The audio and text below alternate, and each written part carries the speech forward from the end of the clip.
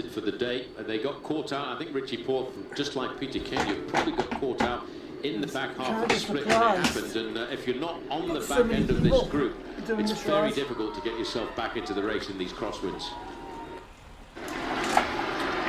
It's about 8 kilometres now until they turn down, and you see Tony Martin now. He realises that the race is about to hot up. He's getting that rain jacket off, making sure that he doesn't overheat. It's a very important thing to do to control the body temperature. Very often in the past, the riders have left that raincoat on for just a little bit too long. They've overheated and gone into glucose exhaustion.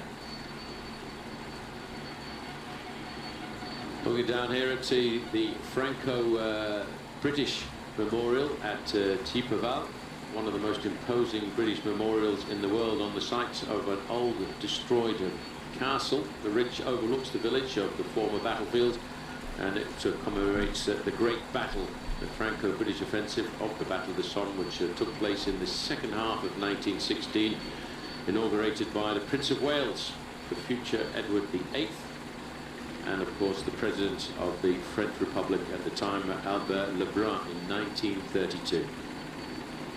16 massive great pillars with 4 faces of white Portland stone that support an array of arches in brick and stone, engraved with the names of 74,000 British and South African troops who lost their fields and went missing in the battlefields of the Somme in July 1916.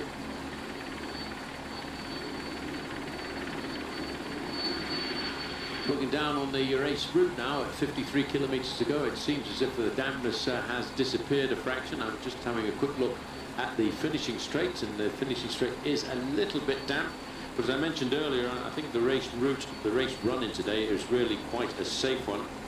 As we look over the last kilometres, we come through 6 kilometres to go. There are 3 roundabouts between kilometre 6 to go and 4.5 to go. And then we have a big wide boulevard. There's a bit of a sweeper at 2.5 kilometres to go to the left, and then inside of the final kilometre there's a right-hand bend before the riders line up to finish right in the shadows of the Cathedral of Amiens, beautiful old cathedral, which is at the moment being renovated and cleaned, and sits on the banks of the River Somme. But it's a wide boulevard, ideal for the sprinters. Most of the sprinters are in this leading group, but just look how tightly packed that group is. The white jersey you can see in the middle there with the red and white, a red and yellow helmet on, is Peter Sagan. He's been knocking on the door since the start of this race. He's second overall in the green jersey points competition. See the world champions jersey of Michael Kwiatkowski. Just looking down the line to see if I can spot where André Greipel is sitting. He leads the points competition. There's a chance once again there to have that quick look at that most imposing of memorials that I was talking about just a little bit earlier on.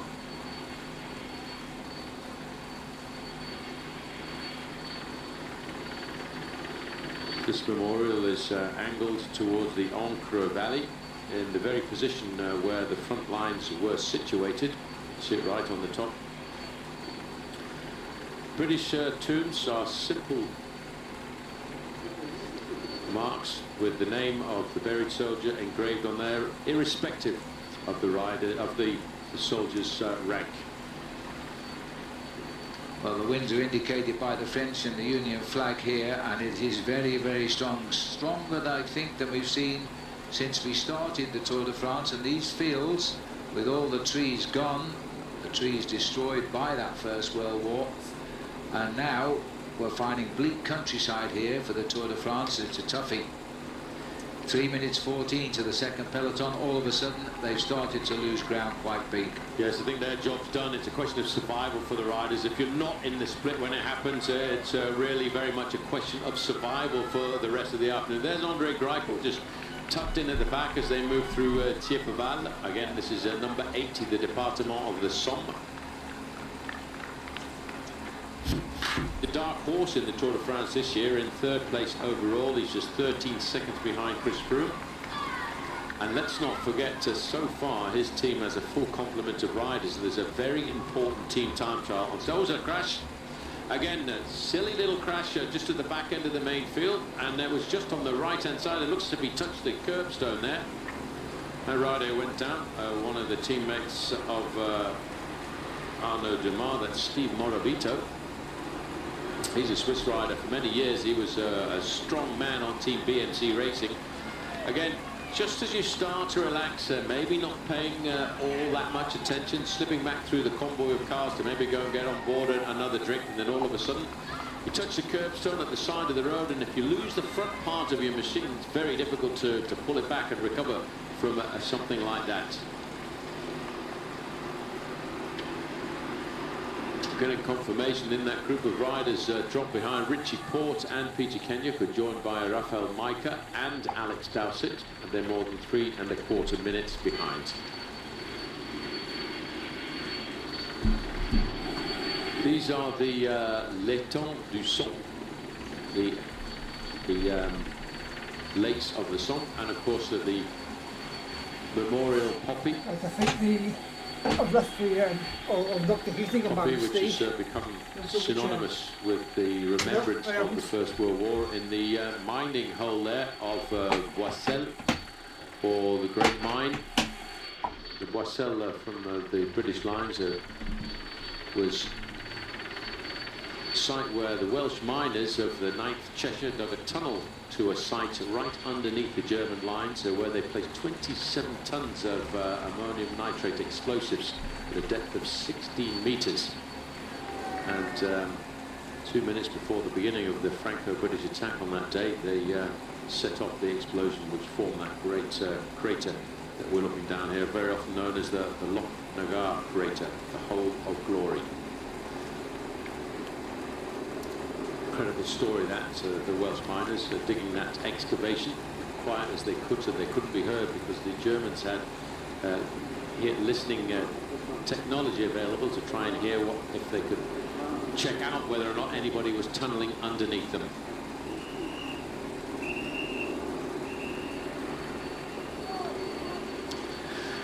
Inside the magic 50 kilometers now, and this is where the riders saying the race could take on a different shape if the rain falls and the wind continues to blow. Both is apparent right now with these constant changes of direction.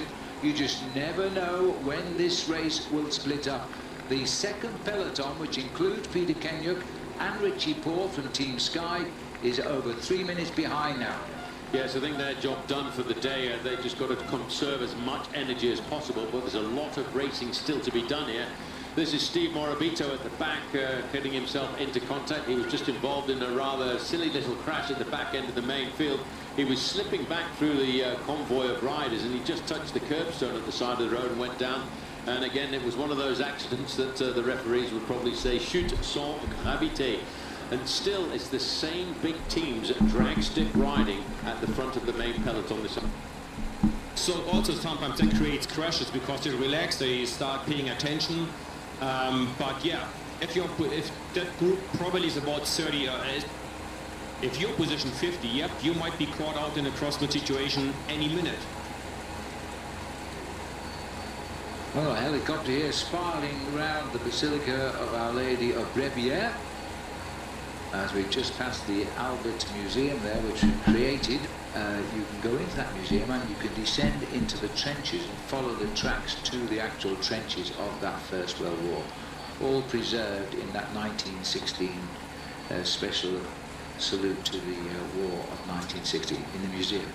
Good old story about this basilica, by the way, Phil, because according to legend, a shepherd who was tending his sheep around here discovered this place where they used to actually graze, and on this sacred ground here they decided to erect the statue to the Virgin Mary with the baby Jesus. Riders in the town now, and again the roads are still wet, but the rain has stopped at the moment. They'll appreciate that, I think. Yep, and as you can see, as we start to get a little bit closer to the finish, there's that little bit more nervousness starting to appear as everyone wants to stamp their authority on the front end of the peloton. They're now heading in that southerly direction. This will be, I think, over the next 40 kilometers, we're looking at 20 kilometers heading down towards the south, and the last 20 kilometers will be heading pretty much due towards the west to come into downtown Amiens. And there's still There is a pickup in the speed. We were cruising along before at probably less than 40 kilometers an hour, but there's a general acceleration now to in excess of 42. Of the first time this week on the Tour de France, they're running about 12 minutes behind the slowest possible arrival, they thought, in Amiens, but they have had this wind which has largely been not favourable, and when it has become cross, they've split off half the peloton, so there's a huge group of riders not with this leading group today. We've also early on lost the top French sprinter, Nacer Bouhanni. He will be undergoing x-rays probably as we speak now. He was taken away some hours ago to the hospital. Pretty tough for his team as well, Team Cofidis, because the Cofidis company is actually based in the north of France. They're based just outside of Roubaix, and they all regard these stages pretty much as home stages. To lose the man who they specifically signed up to win flat stages in the sprint, that's a tough one for the team. They're going to have to remuster and find some morale for a change in tactics now, having lost one of the top sprinters that France has to offer.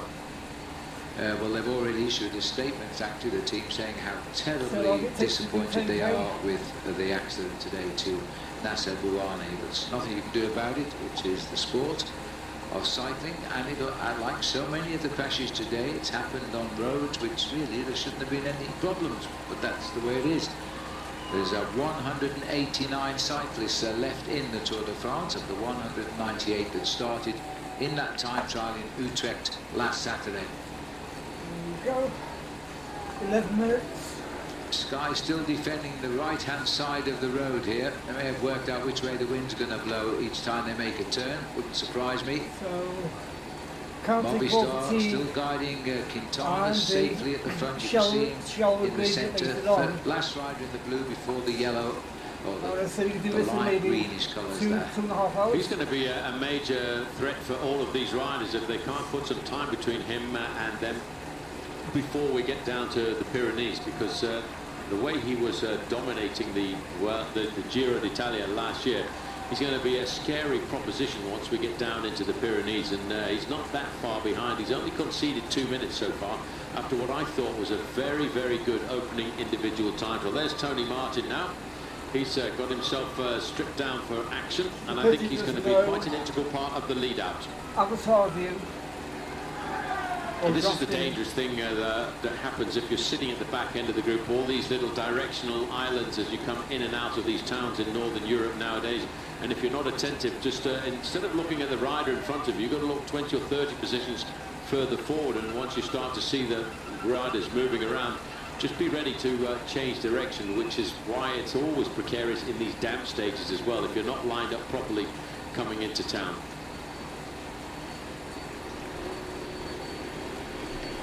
First time a little bit of a disorganisation of the team. The team that seems to have the best hand of really staying locked together is that BMC squad of TJ Van Garderen. Van Garderen has finished twice in 5th place in the Tour de France, almost won himself the Alpe d'Huez stage in the 100th anniversary of the Tour, when the Tour de France stage went on Alpe d'Huez on 2 occasions. So Martin continues now. I think he's probably got about 50-55 minutes to complete his first day in yellow. If it stays like this, Paul, he can't lose his yellow jersey today. Well, his big advantage is he starts the day with a 12-second advantage over Chris Froome, 25 seconds over TJ Van Garderen. There are only 10 seconds available for the first rider to cross the finish line, and I doubt if he'll be one of the major contenders. To get closer to the finish, I wonder which team is going to take the responsibility of winding up, because to have a good safe sprint, you always actually want a very fast, rapid run into town, stretching the main field out into a very long line, because if you don't have a quick run into the town, a lot of riders think they can rival the sprinters, and that's when it makes for a very dangerous and precarious sprint. So my gut feeling is it's going to be Ethics Quick-Step, but I don't think we'll start to see them stretching that line out of riders till around about 15 kilometres to go. Well, the 3 sprinters who seem to be coming bang onto form this week is John Degenkolb, Andre Greipel and Peter Sagan. So Mark Cavendish knows he's going to have his hands full. He is the best sprinter. He has won 25 stages of the Tour, which is more than any other sprinter in Tour history. But by the same token, it's who's on form on the day. You're only as good as your last sprint. they continue now to, this is Bob Youngles on the front here in his first Tour de France. This is a rider they are saying has a real future, but today he's 5 minutes and 26 seconds back on this second group. He's learning the ropes. He'll see plenty more tours in the future. Absolutely. This is all just really pretty much a question of survival mode now. There's Bryce Felu going through in the black and green jersey there of Sèche Bretagne. Thomas Vogler in the black jersey of Europe car, keeping himself nice and warm. He's not enjoying his day out in the saddle, but he was caught very much at the back of the group. There's Peter Kenyuk in the red, white, blue, British national champion for the second year in a row. Yeah, these boys are riding to the... Oh, there's been a massive pile up here as we go back up the road. My goodness me, again, a touch of wheels. Let's see if we can see that once more. Right in the centre of the field. Riders falling off because of the glacial road surface there. I'm just having a quick look to see where that accident happened. And it's all of a sudden just touches of brakes and a bunch of riders going down and all of a sudden locking themselves up. And it must be like an ice rink out there. The way those riders fell down just then. That's Pozzato again in the crash, 157 here. Thibaut Pinot's involved in that crash. Stefan Kruijswijk. Well, it was just a touch of brakes, and it must have been extremely slippery on the road because that touch of brakes and a lot of riders going down. Once again, poor old number 21, Thibaut Pinot. He didn't have a great day on the cobbles yesterday. Lost himself a huge chunk of time. So psychologically, he's not going to be looking forward to the next couple of days. No, it looks as though Pozzato here is quite hurt as he walks around. Matteo Tossato going down there as well, one of the big helpers of Team Tinkoff Saxo. That's not going to be too good for Peter Sagan when it comes down to the sprint. Again, just one of those crazy crashes, Phil, and all of a sudden, just watch it one more time where one rider goes down on the right-hand side there, then as everybody else tries to touch their brakes, they just can't control it, they just slip. I think it's just fortunate we had all the crash barriers happen to be here at this point. It's happened right under the 25 kilometres to go, actual banner there, and so that's why the barriers were put down. The road was like a skating rink with riders falling. They just touched the brakes, they were down. Well, that's Thibaut Pinot there, number 2 in the line of riders from for FDJ. And just a very, very crazy sprint, and he's going to have to get himself back into shape. He's lost a huge chunk of time so far. He really is not enjoying his opening week in the Tour de France. And there's still 1 or 2 riders standing at the side of the road. There's Matty White there, having a quick chat with one of his riders. Well, this rider is, again, the thing is that these riders from Orica Green Edge have been caught out every time. It's the luck of the draw, I know, but they've been so unlucky here.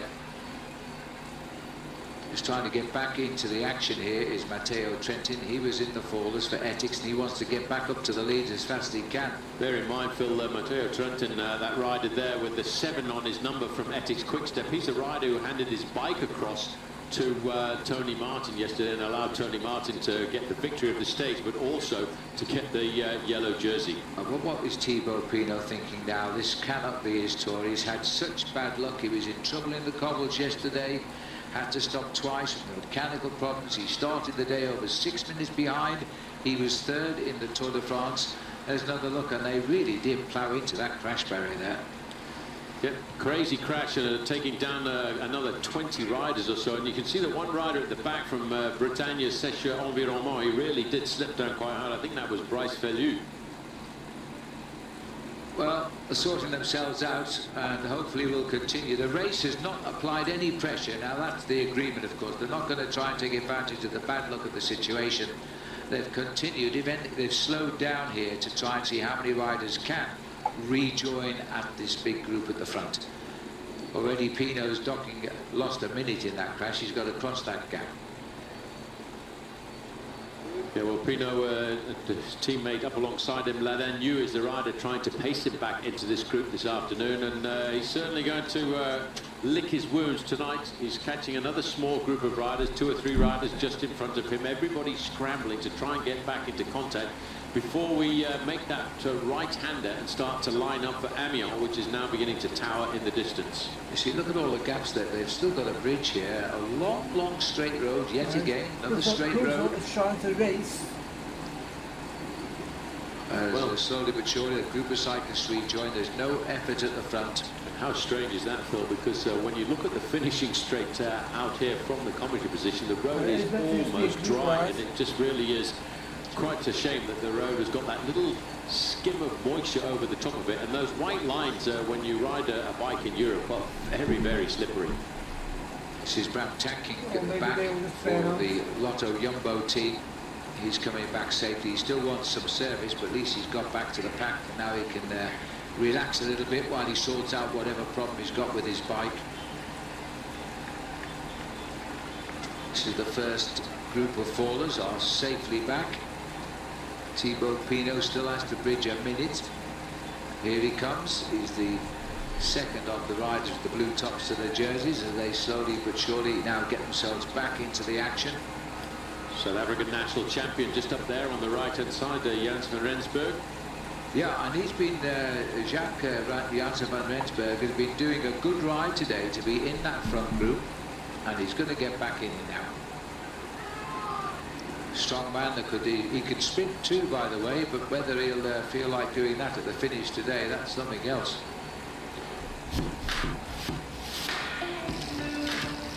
Hope they'll dry a little bit as we continue. One of the Yates brothers involved in that accident just a few moments ago, Adam Yates, but looks to me as if he's got himself safely back into the pack. There he is, number 108. I thought it was 109, but I don't know. If it well, it's definitely a Yates brother. We're okay in that respect.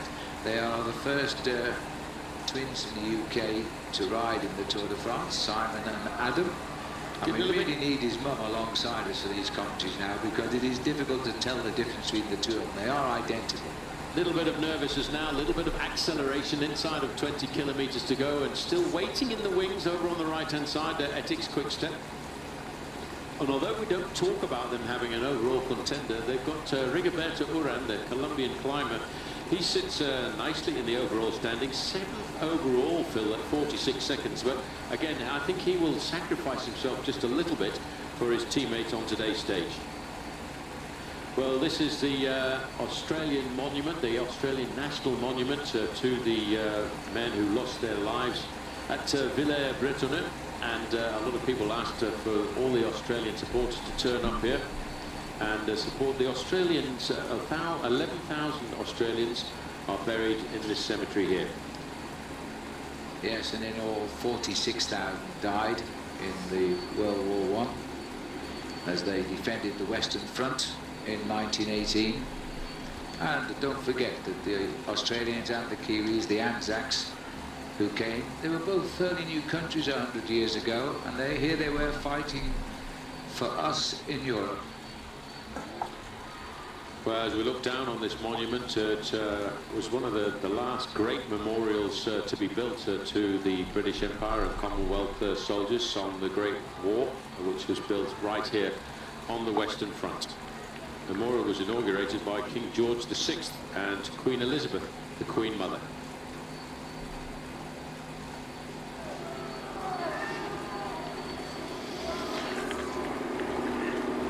So Edvald Bosenhagen, number 211, with his Norwegian flag and Norwegian national champion, MTN Quebecer, says he loves the mentality of the team. He enjoys riding for MTN Quebecer and likes the fact that the team is a heart that really does have a soul. That rider then now back to the front, keeping it nice and high. You see why they're picking up the pace now is, as I mentioned just a little bit earlier, it just makes it that little bit safer when you start to charge into town. And they really want to start to stretch it out. Peter Sagan there, he's doing a lot of work this afternoon. Peter Sagan in that white jersey, and just making sure that he replaces his teammate Alberto Contador up to the front. It was Daniel Tecla-Hybenot just caught out a little bit in the crossfire there as he slips away. And BMC Racing, well, they are riding here as they used to ride for Cadel Evans, the Australian who won the Tour de France. And now they're riding for an American on their squad, TJ Van Gardner. Next banner these riders are going to start to see is that 15 kilometers to go. That's Louis Vestre looking over his shoulder, looking for Albert, looking for Vincenzo Nibali as they come now into the small town of Fouillois. That's at 17 kilometers to go. Occupied in August 1914 and relieved in 1918 as we're now. Oh, it's always a bit scary when you start to see these little corners now and those white pedestrian crossings. They're a very thick layer of paint on the roads, and just with that moisture over the top, they're always it always makes your heart to jump up into your throat when you see one of those in front of you. Once you get off it, then you feel a little bit more comfortable. 16 kilometers to go, 10 miles of racing left. Now we can start to see the teams of the sprinters are starting to show themselves. You've got the black and white jerseys. That's the white jerseys with the black jerseys with a white strip down the middle. That is Giant Alpecin. They are getting themselves ready for what they hope will be a John Degenkolb victory this afternoon. Okay, Still got struggling 5 to minutes get back to join. in contact. This is number 21, and this is Thibaut Pinot. He's got a couple of teammates with him to pace him back into the main field. He doesn't want to lose more time on a day like today. One more little traffic circle around about 15 kilometers to go now as we start to line up for the finish in Amiens. Normally in the past it's always been a day for the sprinters. Mario Cipollini was the winner here back in 1999. This is Thibaut Pinot. Pinot has lost a couple of big chunks of time. He's 30th in the overall standings, already 6.5 minutes back. He doesn't want to throw any time away on a day like today. He's just got himself up there behind the red car, and that of course is the car of the race referee, whereas this is the concentration on the front end of the pack. Left of our picture now, pushing the riders all over to the right of the road. These are accident-prone situations when this happens. Tony Martin and Mark Cavendish are trying to repay each other the favours. Yesterday, Mark ensured and helped Tony Martin get yellow. Today is Tony Martin, knowing his yellow jersey will be safe till tomorrow, going to try and do the same now for Cavendish. Well, Cavendish was talking a very confident game this morning. He knows how to sprint at the end of races like this. You can just see Cavendish there behind his teammate Mark Renshaw. He's the last rider in those Ethics Quick-Step riders in the black shoulders, a white jersey with a little bit of a blue strip around the middle. The next line out there is Michael, led by Michael Rogers. Michael Rogers, not even a thought of his own glory in a race like this for the Tinkoff Saxo Australian rider. All he's thinking about is making sure that Alberto Contador is safe at the front end of this peloton. And the man on great sprinting form is Andre Greipel. He wears the Sprinters Green Leaders jersey. He's never done that before. He's proud he's got it this time around. And he has just been moved up towards the front as well by his Lotto team. Well, I told you a few moments ago, Phil, that the wind had dropped on the finishing line. Well, I'll change my plan again because it's become a rip-roaring headwind now. If you remember going back to that sprint finish into Zeeland, Mark Cavendish made his excuse that he was left trying to sprint into the wind a long way out from the finish. Well, he's going to have to bide his time here this afternoon. I'm pretty certain he won't make the same mistake twice. But Arnaud Demar, who I just spotted there for the FDJ, he was born just down the road from here in Beauvais and regards himself very much as what the French like to call the Régional de l'Étape. Watch out for him in the white jersey with the red and blue on it from FDJ. Well, he's one of the sprinters that is left now. The sprinters in this race are really all here this year. Alexander Kristoff had 18 wins this year. Cavendish has had 13. Greipel has had 10. And Port has had 9. Port is not here in this group, but the others are in this group. This could be a clash of the Titans. Well, now Team BMC have ridden brilliantly all week, and they've got TJ Van Garderen up into third place. Is now driving the race at the front. Jens Voigt, it seems to be BMC who are taking over. I think they just want to play it safe and keep TJ in the best possible position. But you can see they drag race each other. Now it's Team Asana coming to the front. But just before I saw Team Quickstep getting ready. There they come on the top of the screen there. Just moving forward now to get Tony Martin in a safe position and also leading out Kev. And having a strong headwind like that on the finish line, you do not want to be alone in the sprint with 150 or more to go. You only want to hit the front at 150 meters to go. So the lead-out train will have to work a little longer than usual to lead out the sprinter as long as he can. Yeah, see, it's always very complicated on stages like this. So, you know, when you've got to the team of the men who want to win this bike race overall, mixing it up with the sprinters teams, it's always a bit precarious, and that's always recipe for disaster. They definitely have to have a clear discussion in the team meeting and go, okay, what are we gonna do? Defend yellow or do the sprint? It's hard to do both, so maybe the safest is Tony take care of himself, and the rest of them goes for the lead out for Kev. If you want to defend both, you might lose both. So it's a tricky call on this. Lost one more rider. Well, we're going to find out in the next 5 miles to the finish now. That second bunch, by the way, has now passed through 8 minutes and 20 seconds back. Lots of manoeuvring and lots of movement in this main peloton right here, as everybody's looking for their little position, their own space in this main field. There's Joaquim Rodriguez over to the left. He's had quite a comfortable day as the leader of the King of the Mountains competition, just at the bottom there in the white jersey with the red spots on it. There's Tony Martin. The thing is, Tony Martin, I have a feeling, will try and ride this afternoon as part of the lead-out train for Mark Cavendish. He's done that so many times in the past, and Tony Martin has got huge horsepower. Everybody knows that. Look at the face of Nicholas Roach there, wide open, trying to get as much air as possible in there. He looks back. It's always a bit precarious and dangerous when you get riders like this looking back over their shoulders. If there's a movement in front of you, that's another way when the crashes can happen. Well, still keeping their leader, TJ Van Garderen, safe is the Team BMC here, and so to the same now for Movistar and Sky. Ethics seems to have lost a bit of position here, Paul. They've been pushed down the back. I think they're just waiting. That's Kinziato doing the big turn on the front for BMC Racing. Again, it's a question of supremacy here, as Tinkoff Saxo are starting to wind it all up.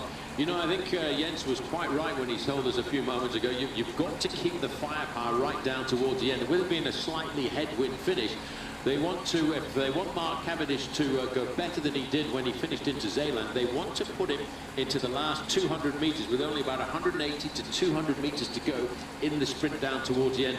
He and Mark Renshaw have worked very, very well together over the last few years, and Mark Renshaw has been an integral part of those 25-stage victories that Cavendish has had so far, so they'll want to keep the firepower in the back of their pocket for the last couple of kilometres. It'll be bad. And now we've got the team of Alberto Contador. He's the third man in the line of these guys in the lime green colours. And Chris Froome himself in the black there, having to push the wind himself now as he tries to get back onto his teammate's wheel. Well, it's still the teams of the overall contenders. Look at those hand signals there coming from Movistar. They're making sure that they look after Nairo Quintana, keeping him comfortable to the front. That's in there, number 51.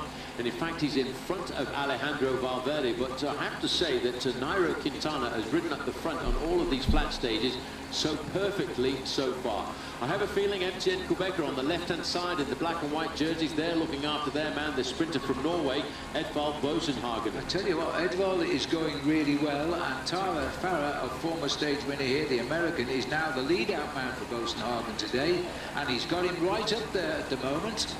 So it could be an interesting result, because yesterday Bosenhagen was coming close, but Tony Martin in the end had daylight himself between everybody else. 47 is Peter Sagan. He's just staying there coolly. The green jersey is Andre Greipel, waiting for the moment to move forward. They've still got 6 kilometres. They're not too worried yet. Yeah, 96, looking for the back wheel of Mark Cavendish was, in fact, Alexander Kristoff, and trying to bump Kristoff off the wheel was Rigoberto Urán. Splits up and comes back together again, just like peeling an onion. Well, that's the first big roundabout safely negotiated, as the riders now head to a couple of roundabouts here. Well, it looks to me as if... This is the second roundabout after we cross the freeway there. Yep, this is the second roundabout, two bolted pretty much together. We'll go through 5 kilometres to go, then there's one more roundabout where the race can go on either side at 4.5 kilometres to go, and then they've got a big long stretch of 1.5 kilometres before they've got a very fast sweeping left-hand bend at about 2 kilometres left to go. Well, I'll tell you what, Tyler Farrer is doing a good job there. He's actually keeping Bosenhagen in with a good shot at the moment. I just keep looking at the flags here on the finishing line, Phil. They are almost straight out. It's almost as if there's a massive big wind just coming through. You're going to have to be very, very careful, very patient in your opening up of the sprint, because this wind is so violent. If you start the sprint as Mark Cavendish did into Zeeland at 350 meters to go, you will be riding as if you're riding into a brick wall. There's Geraint Thomas now with the Union flag around his shoulder. He isn't thinking about a stage finish for himself. All he's thinking about is keeping Chris Froome nicely positioned at the front end of the line. He's the rear guard, while at the front we've got Ian Stannard doing the work for Team Sky at the moment. So there'll change of partnership there now, but they're keeping Froome in the middle. Two teams, we could see all the overall contenders teams are in the middle of this main field. There's Robert Kessink in the white shoulders there of Team Jumbo, but on the left-hand side, still waiting. Look how nervous Kwiatkowski is in the white jersey, the world champion. He's shouting instructions to the other riders in the Ethics Quick-Step line. He's actually calling the tune like the chief of the orchestra at the moment, waiting for the moment, saying, right, you guys get out of the way, we're going to get this organised.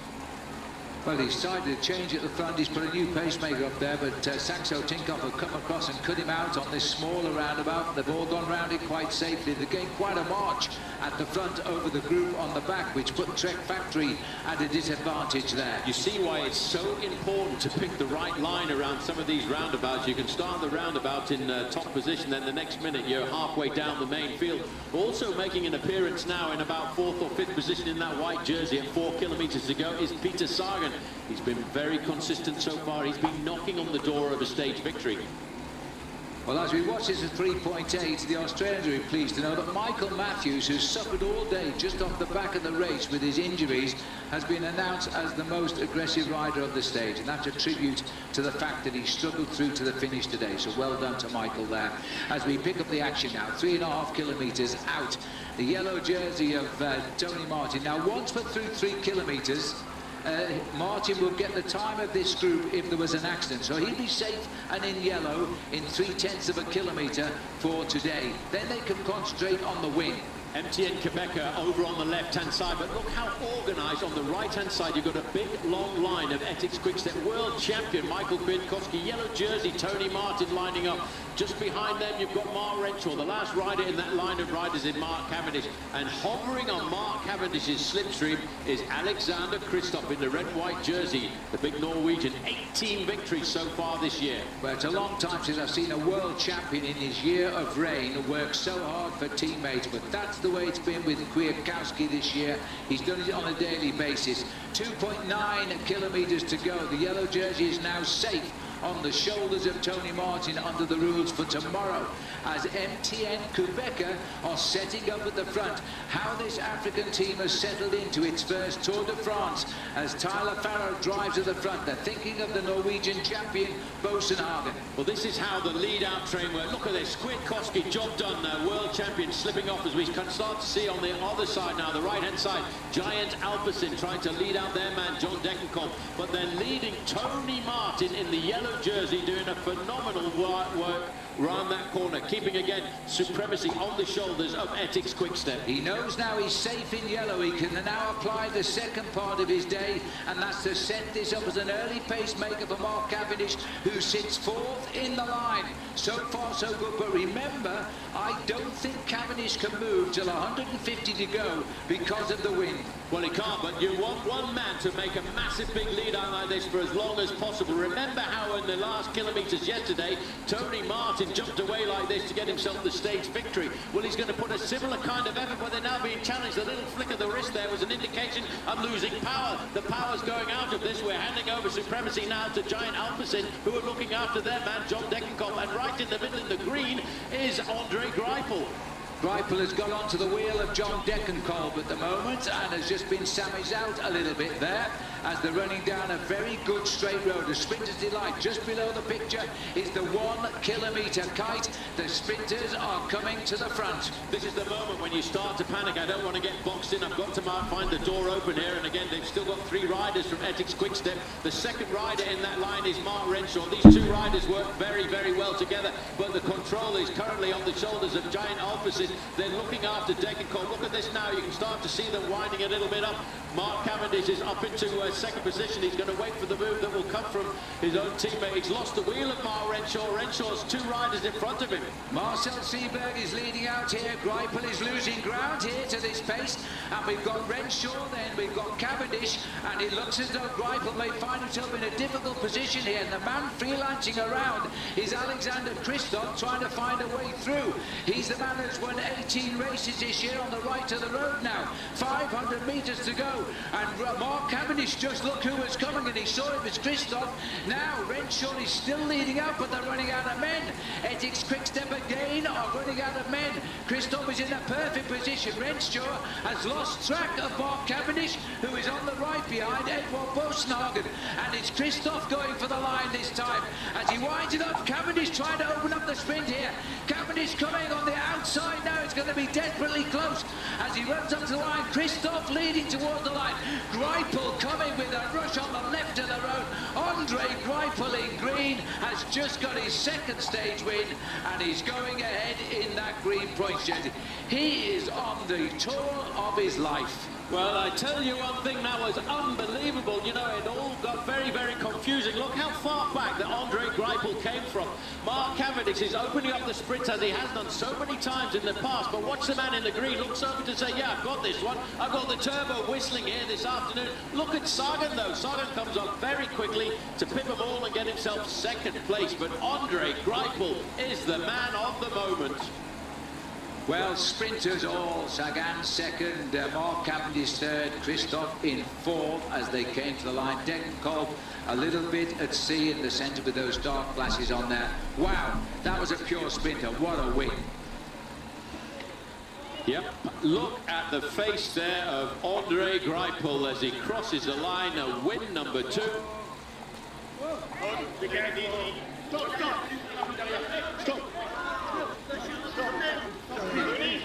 Yeah, a little bit of confusion and excitement there. Looks for his teammates. They've done the big lead out. Tony Galopin, the first man there to come up alongside and give him the congratulations. Cavendish lost the wheels going through there in the confusion. This man bided his time, but did you see just how far back that Andre Greipel came from? Robbie McEwen. Well, a chance there, look down there at the cathedral. There is a quick confirmation. Greipel, Sagan, Cavendish, Kristoff and Edvald Bosenhagen, John Degenkolb, Arnaud Demar, Brian Koka and Greg van Avermaet. Sprinters, everyone. A great result of Bosenhagen there in 5th.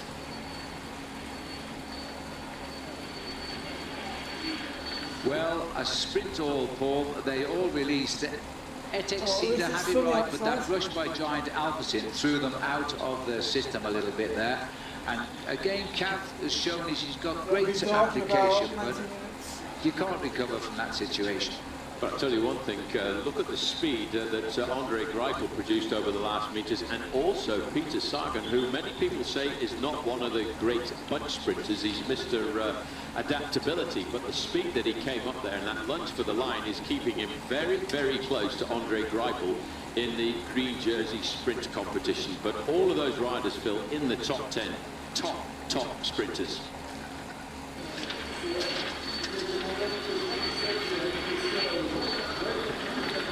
Quick glimpse down there at the Perret Tower, topped by glass, which marks out the hours with a coloured luminous display that increases its height by around about 6 meters. This modern cube is made from an innovative material of reactive glass, which is installed on the tower's topmost points. There's no real change in the overall standings. Tony Martin still leads the race by 12 seconds.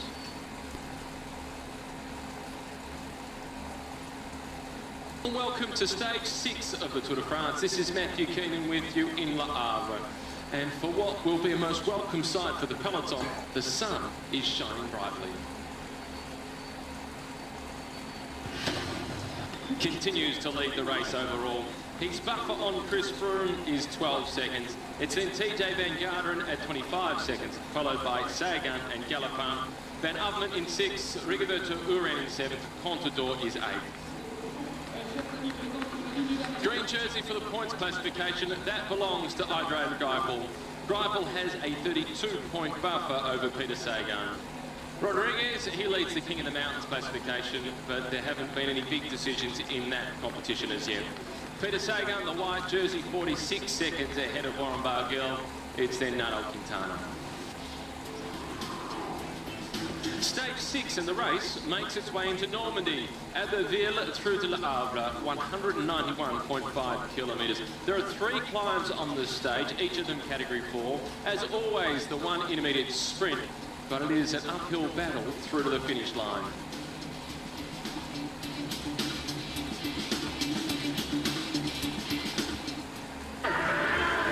The stage today is anything but flat, and as you saw from the course map and profile, lumpy with crosswinds to be expected as they head towards the coast and into Normandy. 2 Germans, they've starred so far, 3 stage wins between them, and they're the leader of the 2 major classifications. So 5 stages so far, Germans having won 3 and leading 2 out of the 4 classifications. Quick start this morning, or this afternoon I should say, it was just after midday to get the breakaway established, and we now have 3 riders off the fronts. Here they are, the man at the back, the Eritrean, Daniel Tekla-Hamanot. He's the best placed rider from this contingent of 3 off the front, but he's almost 27 minutes behind the yellow jersey of Tony Martin. The red colours for the Cofidis team, that is Kenneth van Bilsen, Belgian cyclist, on debut at the Tour de France. And this is Brick Cumier, the Frenchman, who for the 3rd time has got himself into a breakaway. At one point their advantage was out to 11.5 minutes. It's now starting to slowly be reeled in, and it's back down to 9 minutes and 41 seconds. We're just on 142 kilometres remaining.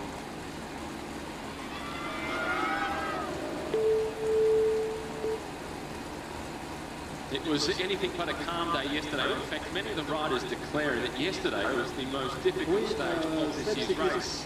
And that is despite the fact that we spent a long time seeing the peloton apparently just cruising along fairly gently, but they were doing. If you have just joined us, breakaway group of 3. They've been off the front since the start. Tekla-Hamanot is the rider who sits at the front. In the middle in the green colours of Europcar is Cumier, and at the back in the red colours of Cofidis is Van Bilsen. The Cofidis team, they came here hoping that Nasser Bouhanni would be able to deliver stage success. Unfortunately, Bouhanni, yesterday, his 3rd crash in 10 days, and his only crashes of the season, has abandoned the race. He abandoned on the stage yesterday. He's on his way home, and he's starting to rebuild for the second half of the season. And I suspect that we'll see him at the Tour of Spain, into the town of Dieppe. We're not too far away from the Coll de Rates, and it will be the first of 3 categorised climbs on today's stage. Our 3 leaders just about to hit the bottom of this category 4 climb.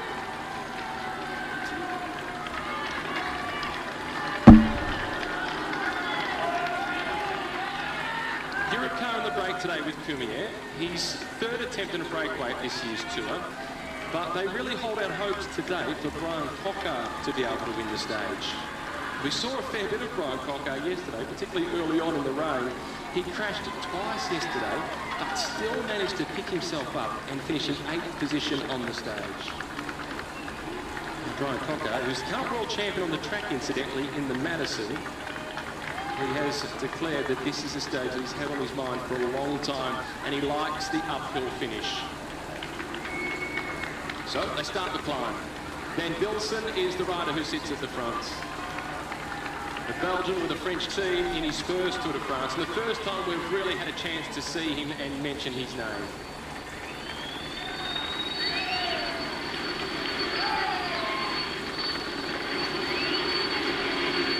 Majority of the remainder of the stage, they race along the coast.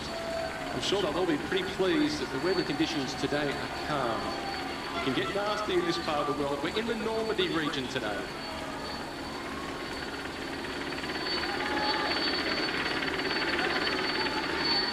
And the port of Dieppe, which is the 2nd largest, the 3rd largest, I should say, in France. The 2nd largest is Le Havre, which we're going to for the stage finish, and the largest is Marseille. Courmier setting the tempo at the front for the breakaway group of 3.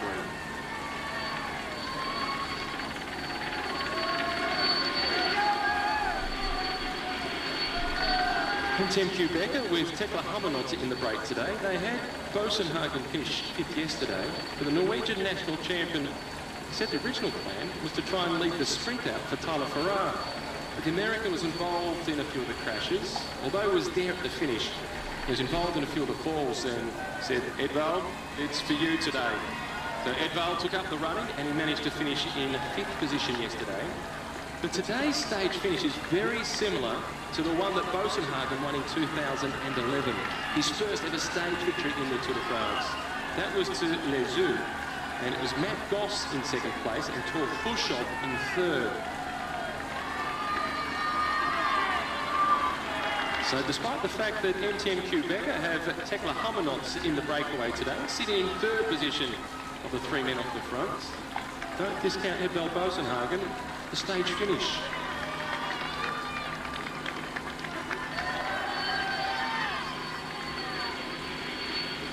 He's had a 6th and a 5th place finish on the past 2 days, Edvald Bosenhagen. Very much looking forward to the conclusion of today's stage.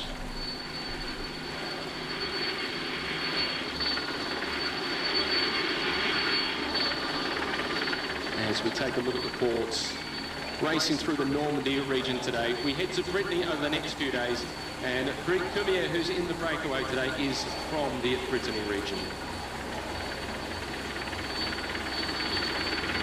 This bridge named after Jean Engo, who was the governor of the city from 1494 through to 1547, so he had quite a long stint.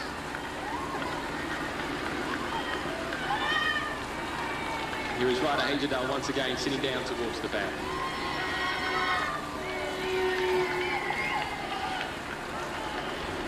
It looked as if he was running alongside Nathan Huss, who we saw quite a bit of yesterday, Nathan Huss. We also saw a fair bit of him on stage 3, so they were looking to try and set up the stage on stage 3 for Dan Martin, who finished in the 4th position on that stage, a stage that really suited the Irishman.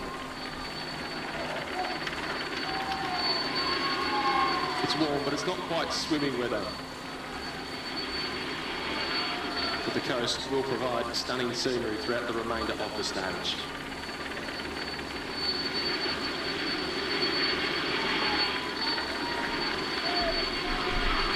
To the Orica Green Edge team as the race continues for them. We'll come back to that in a moment as they're almost at the top of the climb. Tekla Hammerknotte as suspected. This has been the mission of the day, and he collects the single point across the top ahead of Van Bilsen. And Van Bilsen with nothing to show for the effort. Tekla Hammerknotte, he collects 1 point.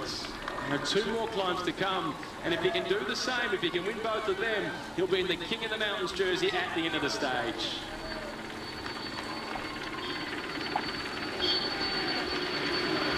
It's the Chateau of Dieppe that we're now getting a chance to take a look at.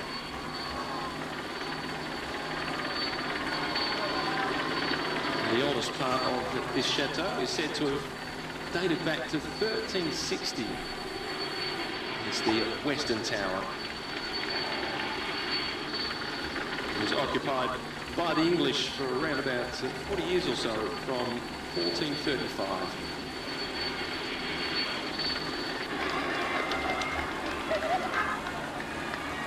Now, Ryder Hagedal, at the back of the race in the green colours, is almost becoming as reliable for being at the rear end of the peloton when things are calm as what Thomas Voeckler is. The Frenchman, Thomas Voeckler, has really made a name for himself as either at the back or off the front. He's had an extraordinary career, though, Thomas Voeckler. He has got a lot to be proud of. I wonder what happens with it, though, at the end of the season. He's 36 years of age now, Thomas Voeckler. He's out of contract with the Europcar team, which is a team that's looking for a new sponsor. His agent might be having a busy few weeks throughout the Tour de France to try and find him a new home for season 2016, if indeed the veteran Frenchman decides to go on. Two Italians at the front in the Tinkoff colours, that was Ivan Basso. In the red colours for BMC Racing is Gianpaolo Caruso. This is Van Summer in the white colours, all bandaged up for AG2R Le Mondial. Things still going okay for AG2R Le Mondial. Their main interest for this year's race is Jean-Christophe Perrault, the man who finished in second position last year. He struggled a little on stage 2. He survived on stage 4 across the pavé. He sits in 19th position at 2 minutes and 19 seconds down. A few camper vans on the side of the road. We haven't seen too many of those as yet. A quick descent, and then it's on to the next climb of the day. The Coll de Rates, which again is a category 4 climb. It's 2 kilometres in length and 4.5% the average gradient. So almost a carbon copy of the climb that they've just moments ago gone over the top of. The stunning cliffs of Normandy. Rising in some spots up to 120 metres above sea level.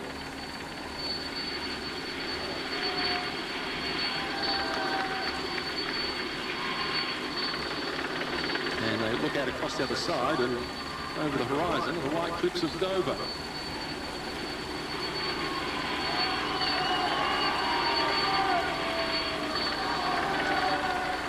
Starting to see a few of the camper vans appear on the side of the road at this year's Tour de France. There'll be plenty of those once we do get down to the mountains. At this part of the tour through Normandy, it's mainly local holiday makers. Once we get down to the Pyrenees and the Alps, we'll see them from all nations across the globe. Plenty of them having hired the camper vans to enjoy the tour. George Prider leads the main peloton across the top of the climb at 4 minutes and 36 seconds behind the breakaway of 3. Pace needed. A little bit of cat and mouse starting on the climb. Tekla Harmonot in second position. He sits on the wheel of Cumier, but he's watching Van Bilsen very closely. Van Bilsen, the Belgian, at the back. He's won one professional race in his career. That was the Grand Prix of Marseille at the beginning of last season.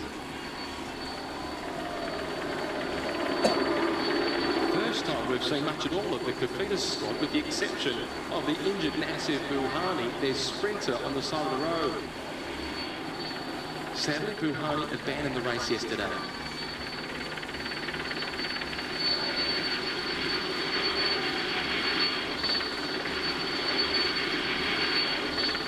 Chance to enjoy the white cliffs of Normandy once again. Tekla Harmonot has got himself to the back of this little group of 3. Van Bilsen now with the head on the swivel. 400 metres roughly to get to the top of this climb.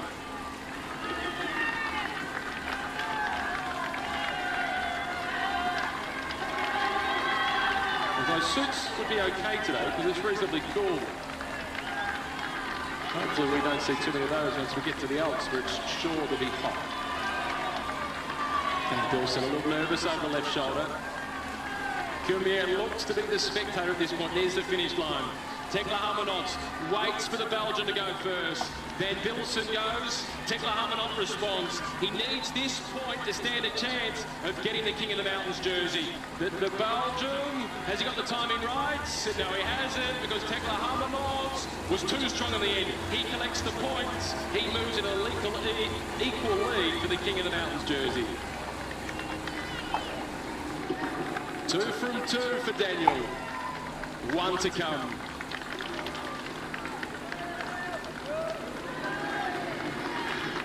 And the final throw to the line, it really was a sprint more so than a climb. He spent 2 seasons with the Orica Green Edge team, Daniel Tekla Harmonot. He spent the last 2 seasons with MTM Quebec. A rivalry at the front of respect.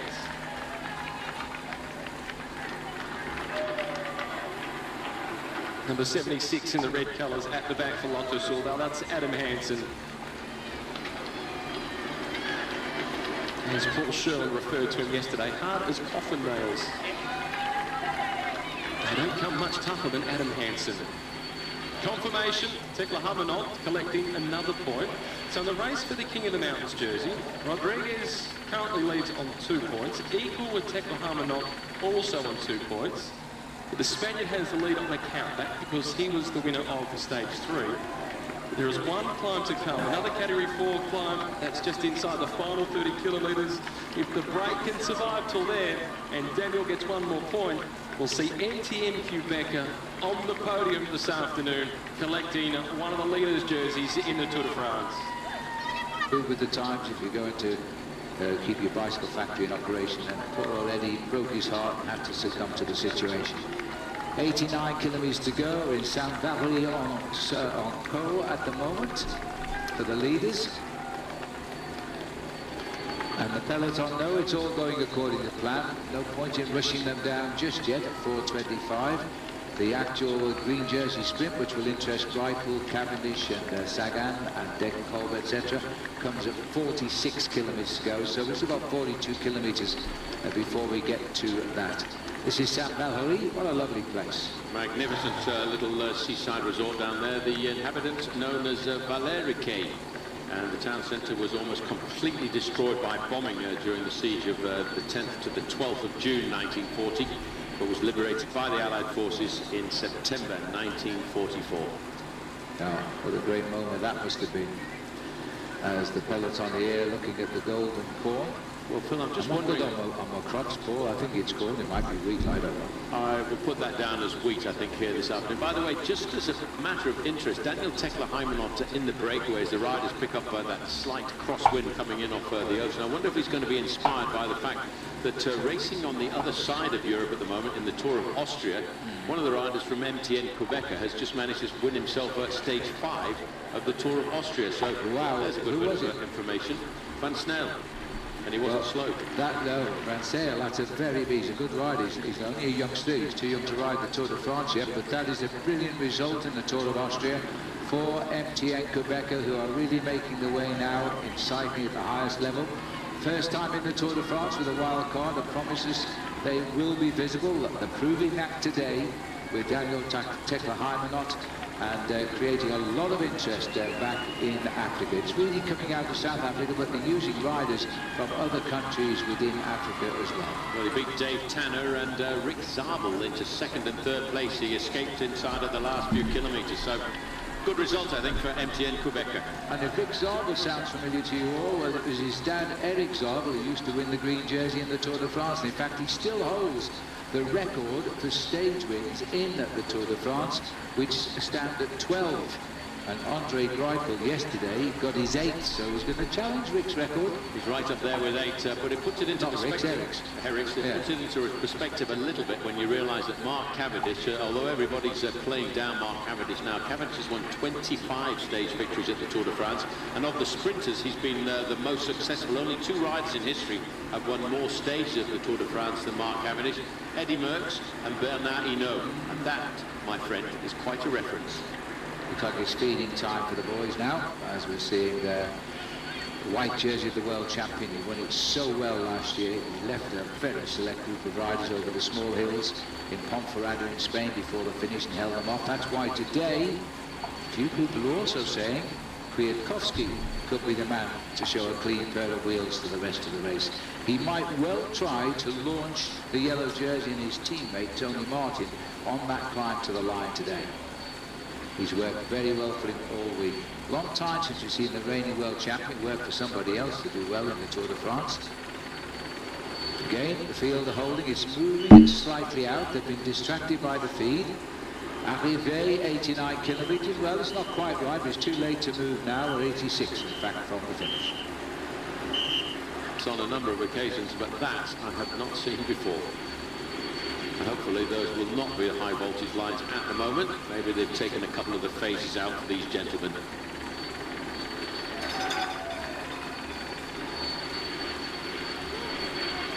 It's starting to get just a little bit breezy on the run-in down towards the finish. And with these riders are now starting to pick up this 15 to 20 kilometre an hour crosswind coming in off the shoulders. When they get down into Fécamp, it's also a very tricky run into the finishing line coming through this small town of Saint-Léonard. which is actually just on the outskirts of Fécamp, around about 3 or 4 kilometers outside. There are a number of very sticky right-hand and left-hand bends inside of the last 2 kilometers of the run towards the line. But there you see, this really is some beautiful countryside that we're making our way through here this afternoon as we leave Saint-Valery behind.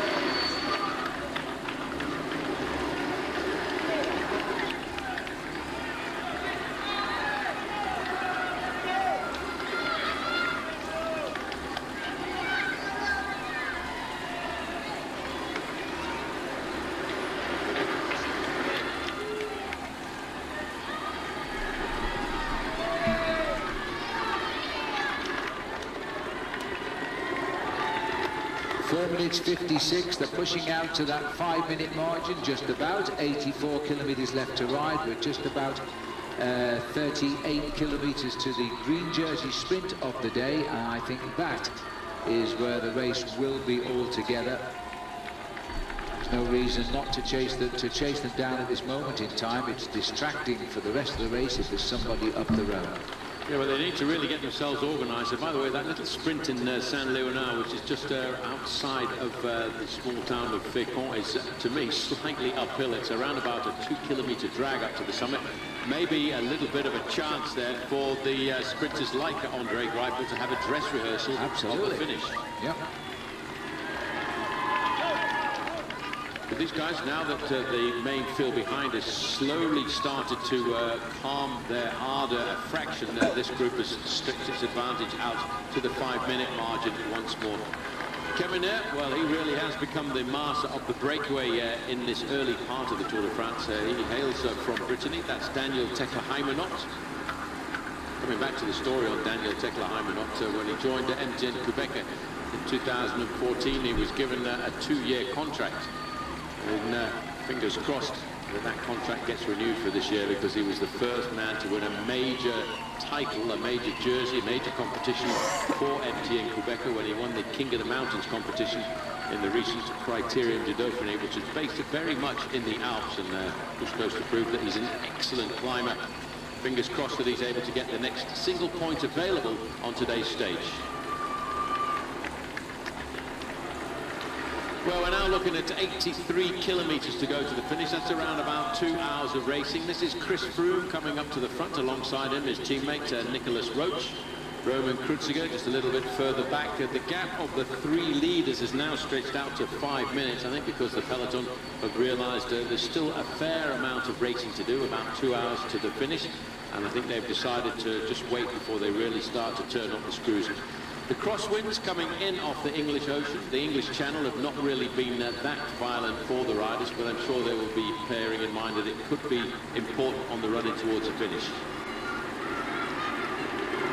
Reminder of the 3 riders in the leading group, Daniel Tekla-Hymenot, and he's the best placed rider in that leading group, and he is more than 26 minutes behind so far in the overall standing. So none of these riders in that leading group at all dangerous to the overall contenders. Froome making the best operation so far. He's in second place, just 12 seconds behind Tony Martin.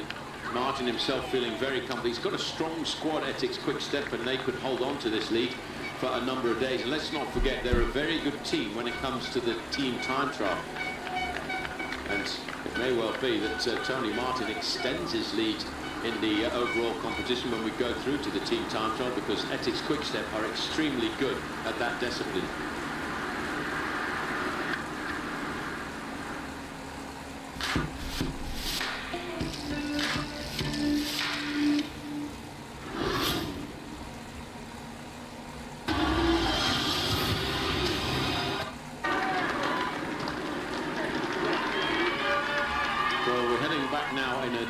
Westerly direction to head back up towards the coast, and that's when they'll start to pick up that rather treacherous little wind again. It's not really massive, the wind this afternoon, 15 to 20 kilometers an hour, but it will always be on the rider's right-hand shoulder. In fact, I keep looking out of the commentary position and the flags.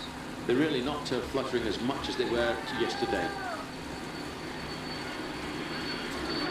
Now then, here is a chance to look at that magnificent chateau that we're looking for just a little bit earlier. This is the chateau of Cany-Barville.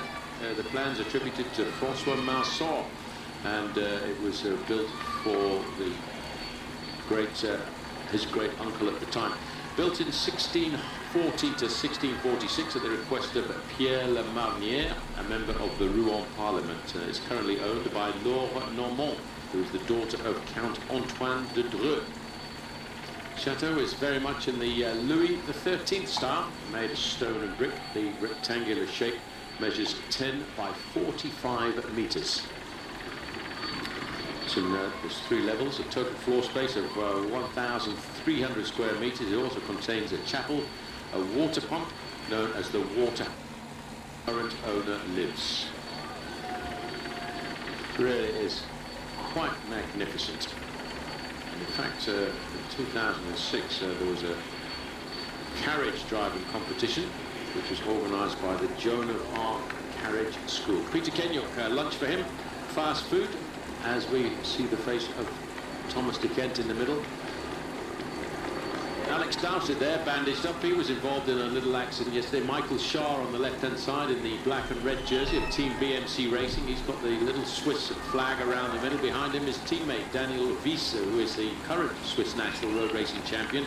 And he, of course, 2 times a winner, actually, of the race across America known as RAM.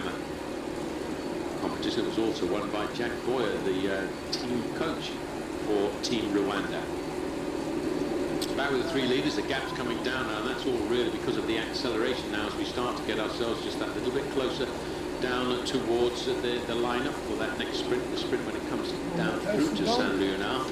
I don't think we've started to see an organised chase coming. It's just the general impetus of the main field starting to eat into that advantage. And the question is, will these 3 survive? And what is the man on the front going to do when we come to the final sprint point of the day? That is such an important point for him, because he's equal on points in the King of the Mountains competition to Joaquim Rodriguez, and I'm sure he has been dreaming about winning this final point of the day. He's been dreaming about getting that polka dot jersey for a long, long time. I always remember Barry Hoban, who won 8 stages of the Tour de France, telling me in my first tour, if you're going to make any effort in the Tour de France, make sure that it pays. And I think that's why Thomas Voeckler has realised here that he wasn't going to get across the gap, so don't waste too much energy. Come back on another day and look for a similar situation. Giant Alpecin all over the front. This is all for John Degenkolb. I think the word has gone back that this is not necessarily a sprint finish for the guys like Andre Greipel or Mark Cavendish, but this is certainly a John Degenkolb type finish. Carrizo is back on his bike and making his way back into the main field. A very quick and rapid chase by him. And lining up not too far away from us now will be the next strategic point on the day as we get a chance here. This is a very, very beautiful part of the coastline, and that little gap you can see there in the rock face there is known as the Needle or the Arch of Aval. Very, very famous in this part of the world, and you might just have noticed the other piece of limestone sticking up. Well, that was the Belval Needle. You can see, quite beautiful there, the Arch of Naval, and the Needle just over to the right-hand side, and the small town just over to the left is in fact the town of Etretat, a little village nestling right in the high cliffs just over the port of Daval.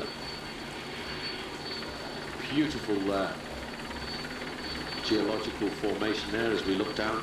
These cliffs of Etretat are listed on some of the great sites by the Ministry of Ecology and Sustainable Development. Cretaceous limestone, white chalk and Sinanian flint. No other minerals are found elsewhere along the Sceaux coast. Look at that. 3 successive arches, Port d'Amont, Port d'Aval. What incredible geological structures. Remind me of the sisters down on the Great Ocean Road in Australia. We're looking now here at the riders in Normandy for virtually all of the day today. We did start in Picardy, and tomorrow we'll be racing into Brittany after the restart. As we're looking now at the area Paul Sherwin has just described to us, but it's because of the soft rock here. Unfortunately, it is eroding the coastline of France. Yes, in some of the points along here, because of the bashing of the waves against the limestone deposits, it's receding by as much as a metre per annum. And that green down there might not be there in 10 years' time. Well, I could say that will make two of us, but I'm not going to say that as we watch the helicopter nip along the coastline. At the moment, they may have to rethink about where they're going to place the 17th hole. As we now say, welcome to Normandy, and Normand down there. They've well thought that one through in time, and a helicopter knew. They're slightly over from the route of the Tour de France.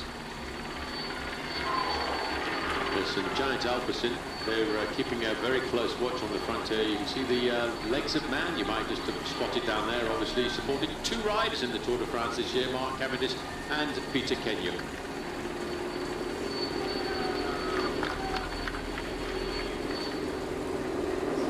1 minute 47 seconds, the gap. It's just the three riders up front now. A few minutes ago, Thomas Vauclair, and he's on the far right of our picture there, got put back in his place.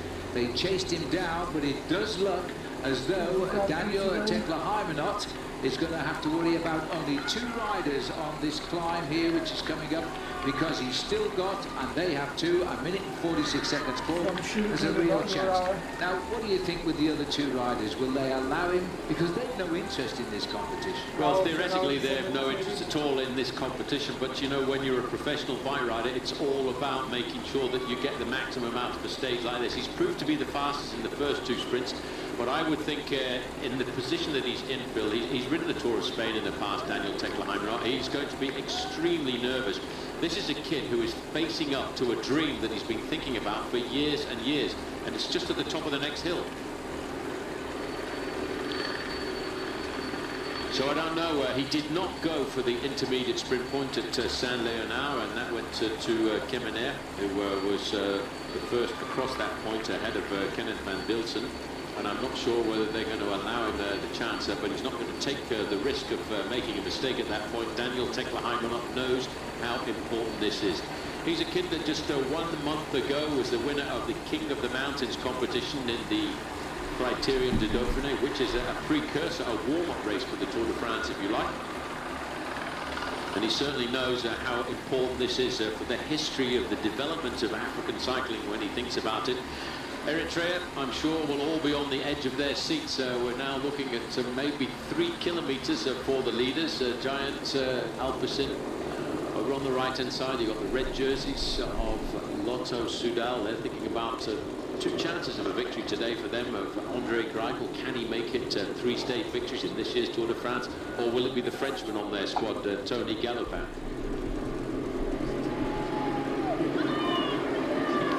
The gap's 1 minute 40, and that will get wiped out pretty rapidly, I would expect, as we come and have another quick look here at these beautiful cliffs once again of Etretat, as we make our way down there to the Arch of Aval.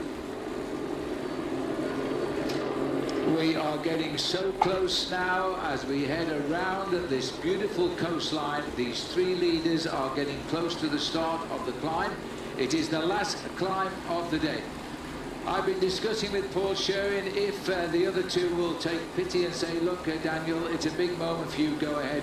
Paul Sherwin isn't so sure that is what they'll do. Well, I'm not sure it's a question of taking pity on him at all, but let's not forget, Phil, he was the dominator of the first 2 points when we went over the Côte de Dieppe. He got the win there. He was challenged by the rider from Cofidis at the Côte de Pourville. He proved to be the fastest on both occasions.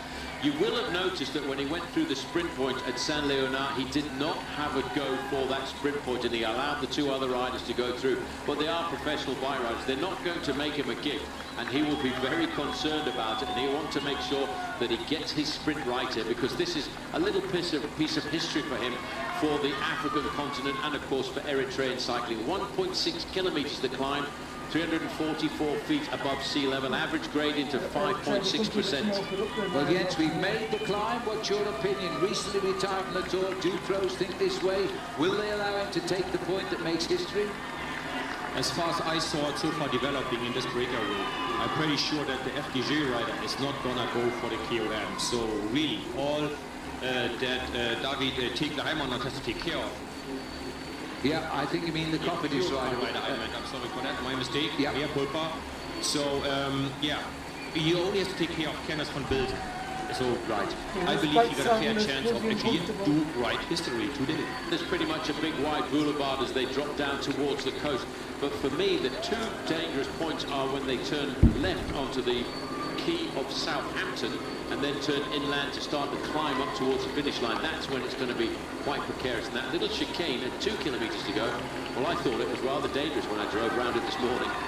Well, the onion formation around that one has gone round nicely. La Seine Maritime, this is where the River Seine goes into the channel. The river that goes through, of course, Paris.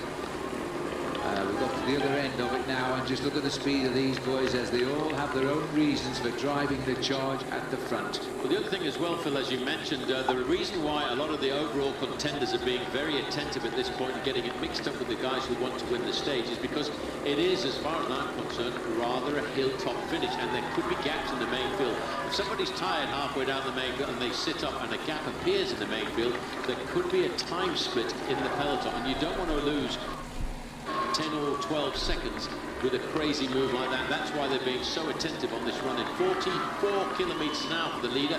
In the main field, they're probably hammering along at around about 50 kilometres an hour. And every time they come into the big straightaways, they will have Van Bilsen in their sights. Well, he's giving it his best shot. Good luck to him. Kenneth van Bilsen, his very first Tour de France.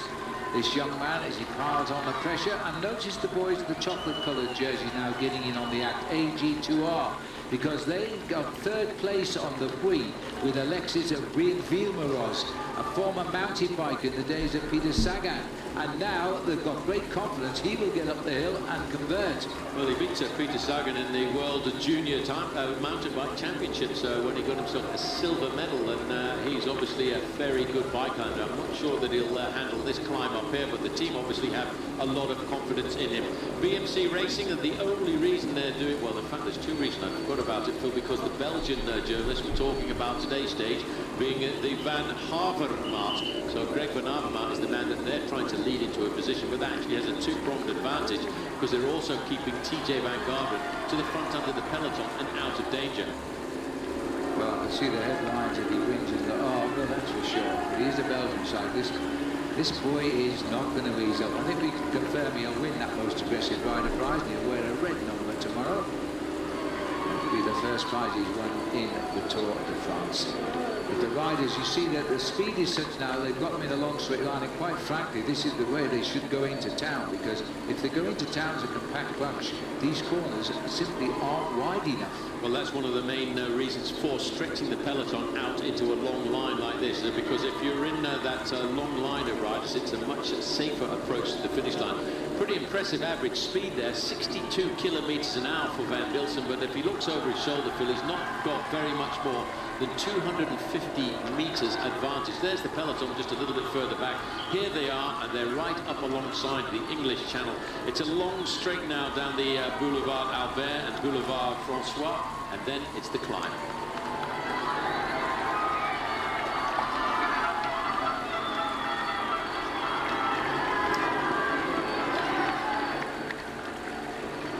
We're looking for 5 kilometres to go. Even the yachts are getting in on the act now. They're the leaders' jerseys floating around in the harbour as we race into the outskirts of Le Havre.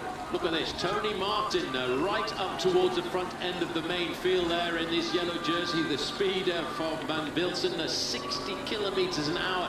It's probably 61, 62 kilometres an hour, that little bit further back in the main peloton.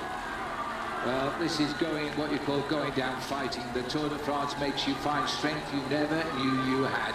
12 seconds is the spread. That's all it is now. The team leaders of the Tour, Team BMC, and those yellow helmets are leading at the moment. They've got a guy in Greg Van Avermaet who could possibly take this one out. Well, a little bit of disorganisation now. It really is interesting to see that Mark Cavendish is floating around at the front end of this main field. You know, the amazing thing about Cavendish is when you don't expect him, when you least expect him to do something, all of a sudden he pops out of the back. But BMC Racing are on a two-pronged attack here this afternoon. Look after TJ Van Garderen, who is high up in the overall standings, but also try and place Greg Van Avermaet to the front, because Van Avermaet has got that very explosive, punchy sprint that could pay on a climb like this. Up comes the troops for Giant Albertson. They're looking after John Degenkolb as he's on the inside in those black jerseys. Last man, the yellow jersey, and Ethics Quickstep are getting control of this race at the front. The team of Tony Martin and indeed Mark Cavendish. This man is still dangling at 3.6 to go, but the hill has got to destroy him. The hill is actually very steep. It's 7%. Well, I tell you what, it's going to be a massive shock to this young man. It's one of those stages where you'd like to just put a hand out, a helping hand, and push him along just a little bit. He's very shortly going to take the nasty little sweeper to the left into the avenue of Southampton, and then another right and left-hand chicane to start to line himself up for the climb. And that climb is going to feel like a mountain for him, but in fact, as we see here, he's not quite going to make it. Well, 3 kilometres to go, and he is swept up. Van Bilsen, who is in the lead today for 185 kilometres. Now, it's down to the sprinters, or is it down to the stayers, the men who can last the distance? Because Giant is second in line, but Mark Cavendish's team has got control of the bunch, and it's going to be a whole series of turns now. This is the Rue de Paris now, as they come across a few little cobblestones thrown in just to make it interesting. Giant Alpecin all over the front. Tony Martin is up into third position. Cavendish is hovering around. There's Peter Sagan in the white jersey and the yellow helmet. They're right about to line themselves up for the right and the left-hand chicane. It really is quite nasty. You've got to keep your hands away from your brakes. You touch your brakes and you'll slip right the way back down this line of riders. Tony Martin would increase his overall lead if he were to win this, but the fact is, number 3 rider here, he's not riding for himself here. He's still looking who's on his back wheel. He's got the riders of John Degenkolb on his back wheel. But the pressure will stay on now and stop others closing up, because the corners are narrow. Once on the climb, strong men might move forward. Here's the first one. Look how narrow that is for 188 bike riders. It'll be followed by a lefty and a righty. Well, Tony Martin up into second position. This is the left-hand bend now into the Avenue de René Coty, and they're still lining up 2 kilometres to go. Ethics Quickstep all over the front end, but not far away in the second row. It's Giant Alpecin looking a bit further back there. You can see that white jersey with the yellow helmet. That is Peter Sagan. He's lined up. Cavendish is now up into third position on the wheel of his own teammate there, and that, of course, Tony Martin. Martin has the amount of power that could launch Mark Cavendish into a victory position today if he can hold on to the back wheel of Martin on the slopes of this climb. Well, the hill is really, really hard, and I'm not sure these legs are going to lock up when these guys see the climb. They will have been told by management what it's like, but they haven't seen it, as they now start to move up on the other side of the road as well. The teams of Lotto and Cofidis are coming to the front. Are Cofidis going to spring the surprise after their man was swept up 3 kilometres out? Geoffrey Soupé on the front there with the beard, and he's trying to launch himself alongside the Giant Alpecin riders looking over their shoulders. This is the start of the climb now, 1.2 kilometres to go. It'll start to feel like a massive big mountain moving around the outside. It's still the yellow jersey of Tony Martin. I can't see the green jersey of Andre Greipel anywhere at all. Moving on the outside now is Katusha there looking after their man, and that's obviously Alexander Kristoff. Look at the speed though, it is so slow at 1 kilometre to go. 30 kilometres, 18 miles an hour is all the speed is. That's all. Martin took you at the lead, but he is the first faller. The yellow jersey is the other faller. 2 of the leads, but they were inside the kilometre. They don't lose time. They can take the time to get off the ground. They get the time of the winner today. Let's have a look again. Bottom of your picture here. It was actually Tony Martin touched the rider from Europe Car and ricocheted onto Rivoli, but they do get the same time, so they won't lose time. Let's hope they're okay. Look at the traffic jam now, but what's happening at the front of the race as the riders continue? Well, this is the accidents at the back when there's now a massive big acceleration. As they come up now, gritting their teeth, the riders try to break the line. Oh dear me, that does not look good news. Let's hope that Tony Martin is okay to ride tomorrow. He will still be the leader of this race. As the breakaway looked a little bit like might be Mark Cavendish trying to get away here. No, it's not, as they come up towards the line. The rider in white is Peter Sagan. It does level out over the top, and they're just about coming on to that level at the top at the moment. Looks like Matteo Trantini is the rider from Quickstep who's made that move, and Peter Sagan is having to wait. But look at the way Rodriguez is going. Well, they'll have to make the run now. There is quite a long run to the line here. There's still chance for the sprinters to have their say. But what a strange crash that was.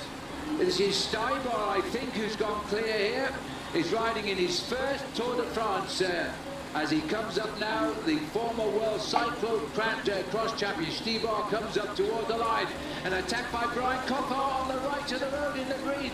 But it's all over. Stibar has got the victory for Ethics Quickstep, but it's not a great evening for Ethics because the race leader is down on the ground at 800 metres. But Stibar has got the consolation prize for the team. Well, that was a dramatic run in towards the finish. Once again, the Tour de France throwing up some crazy things. That's the yellow jersey on the shoulders of Tony Martin. Teammates are all up alongside him there. They've stopped to nurse him up, but the rules and regulations will say that if he has an accident inside of the final 3 kilometres, he will get the same time as the group that he's with. And I'm just looking there, that looks very much like Nairo Quintana. I'm wondering if he was delayed by that accident as well. We'll have to wait for the results. That is Quintana just coming in now. But he must have been split up with the problems because the field was all together at that point. Now, this is designated a sprinter's stage, maximum points in the green jersey. Because of that, the referees can call time on the race at 3 kilometres out from the finish. The other rule is 1 kilometre, that always applies. Yes, well, he does need to get on his machine and get up towards the finish line and finish the stage.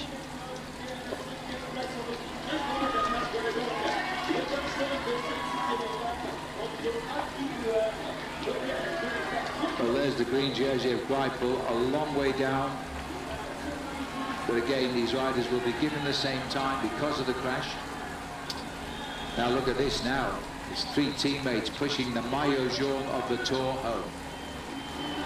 Well, he does not look in very good shape there, Phil. You can see there's Vincenzo Nibali. He went down in that accident as well. He seems to be riding up quite comfortably. Once we get the official timed results through, he will be given the same time as the group that he was with.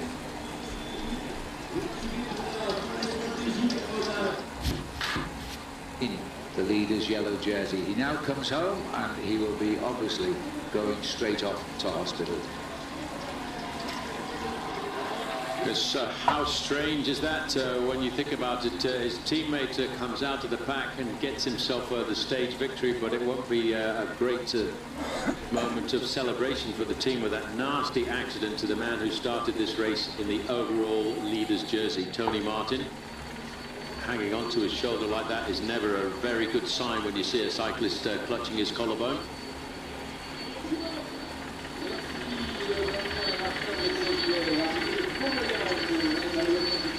So looking down now onto the port of Le Havre, just in the background there, the church of Saint-Joseph.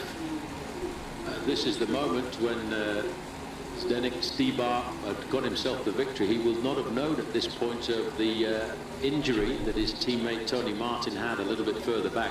He took the advantage, he heard of the confusion and leapt out of the pack. This man must have thought he was going to get the victory. Peter Sagan, second place again for Peter Sagan, and he's been so very close, but that's going to put him a lot closer to leading the green jersey points competition. Štibar, an unbelievably talented professional bike rider, Štibar, but hard to know when you think about it. Won the World Cyclo-Cross Championships on 3 occasions. Okay, so what we go? I think even Cavendish, who's congratulating there, couldn't know what has happened to the man who started the race in the overall lead. Here's confirmation that Štibar 2 seconds ahead of Peter Sagan. Coquart in 3rd place at 2 seconds. Degenkop in 3rd. Van Avermaet in 5th place. Tony Galopin in 6th. Edvald Bozenhagen in 7th place, and Gorka Izagir of Movistar up there in 10th, and all that because of the very nasty confusion created by that crash. Tony Martin was the man who hit the back wheel of Brian Coquart. Just looking down there, that little structure you can see in the bottom there is known as the Volcan, or the Volcano. It's earned the nickname locally as the Yogurt Pot, and was renamed back in 1990, decision of its director Alain Milanti. Today it houses a theatre and an all-purpose hall, including a cinema and recording studios.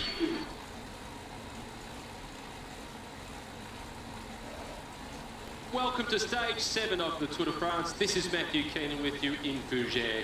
Under glorious sunshine, the sprinters will get another chance at success today, but can anyone beat Andre Greipel?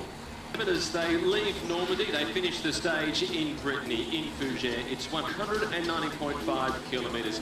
There's an intermediate sprint, and that comes with still 125 kilometres to go. The one climate's category 4, that's early after just 12 Ks having been covered. The approach to the finish line, though, it definitely does suit the fast men.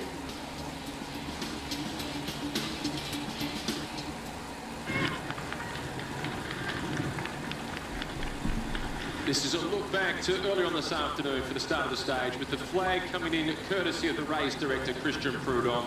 And as soon as that happened, 2 riders from the Breton Séché team going on the attack. Anthony de la Place joined by Brice Fairlou, and they're in the breakaway. With them, the leader of the King of the Mountains classification, Daniel Tekla-Hybenotz. They've been over the one climb of the day, and he won. He's collected another points.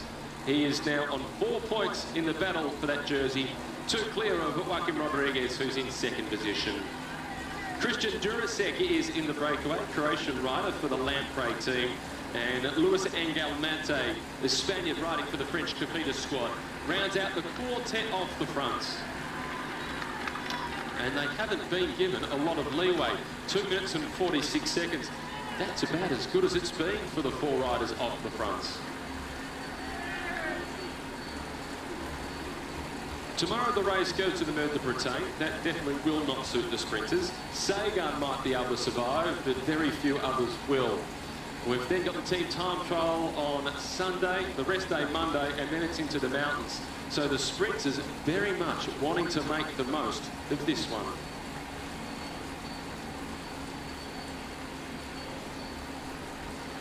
And this is a famous National Stud Chateau, equestrian of Versailles.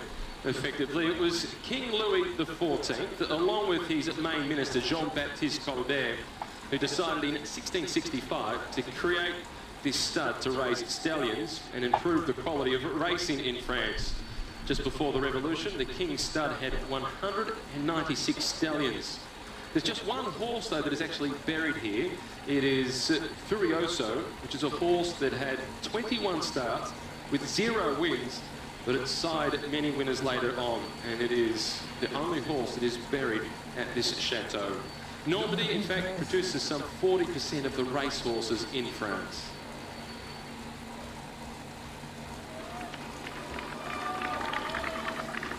This is Michael Golash at the front for edX Quickstep, doing the chasing today for Mark Cavendish as the pressure continues to mount for the Manx Missile. The peloton now making their way past this sunny shadow. And surprisingly, throughout the Battle of Normandy in World War II, it went unscathed. We can't say that for much of the other parts of Normandy that we'll traverse throughout today's stage. Following the French Revolution, it was sold on to private owners. And welcome to Normandy. 2 days ago, we raced through the Somme and spoke a lot about First World War. Today, there'll be a lot of references to the Second World War. Chris Froome, he is the leader of the race overall, but is not wearing the yellow jersey. Tony Martin, the overall race leader, a non-starter today. It's the 4th time this has happened in the history of the Tour. It happened in 2007, when Michael Rasmussen was withdrawn from the race by his team, and Alberto Contador, who's now on screen, number 41, did not wear the yellow jersey the following day. It happened in 1991 when Rolf Sorensen, wearing yellow, crashed out and broke his collarbone. Greg LeMond, the American, then assumed the race lead but did not wear the yellow jersey. And back in 1971, the famous Spanish climber, Lucian Ocaña, he crashed out in yellow. Eddie Merckx decided the following day that he wouldn't wear yellow. Chris Froome continues a proud tradition in cycling.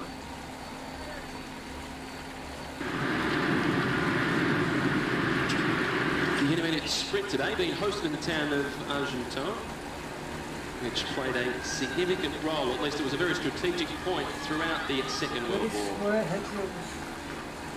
Unfortunately, much of the town was destroyed. The good news is, though, it has predominantly been rebuilt.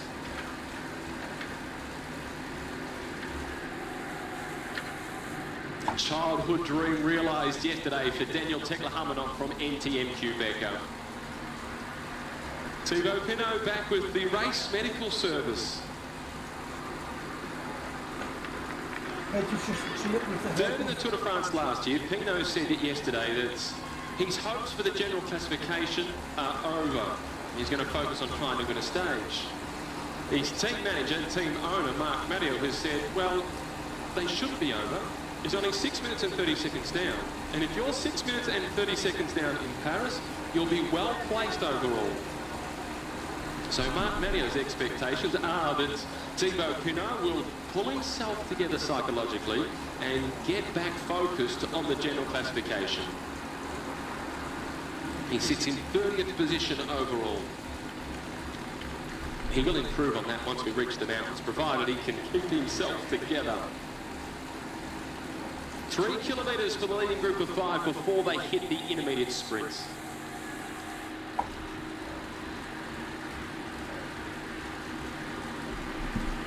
And back in the main peloton, the race will be for 6th position, which has 10 points up for grabs.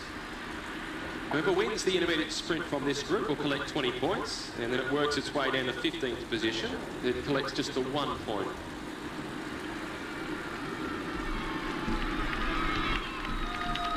The lanky French climber, Brice Filou.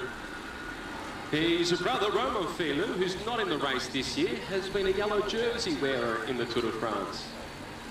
And that was way back in 2008. He collected the yellow jersey on a rain-soaked day into Nantes.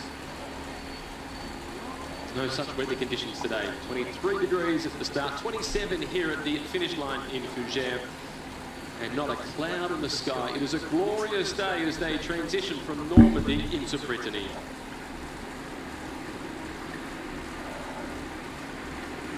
A word that is often used in reference to number 21, Thibaut Pinot, is enigmatic. He just went past the red number of Frick Kuminair, who was in the break yesterday for the 3rd time.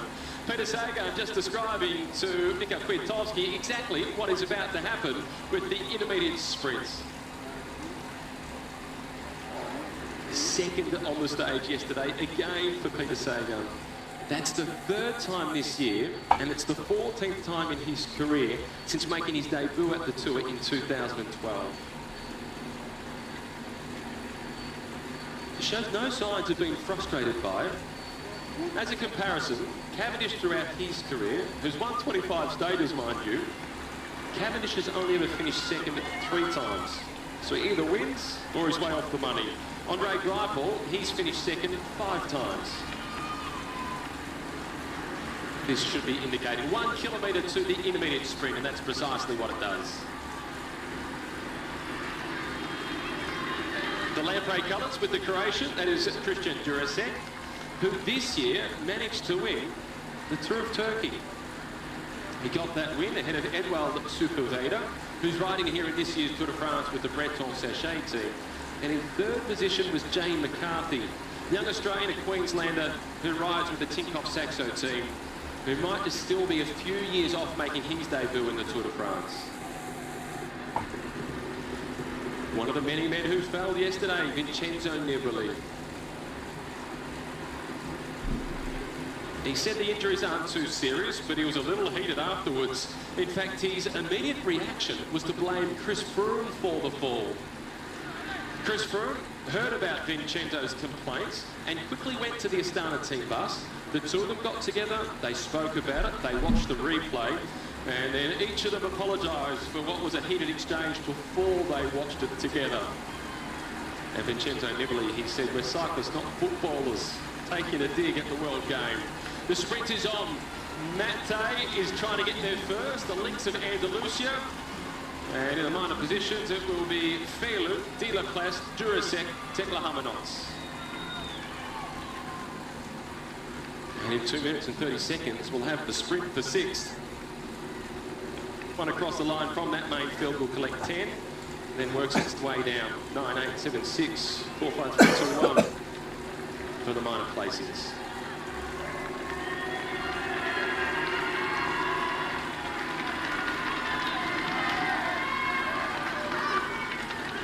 Famous for its French racehorses in Normandy.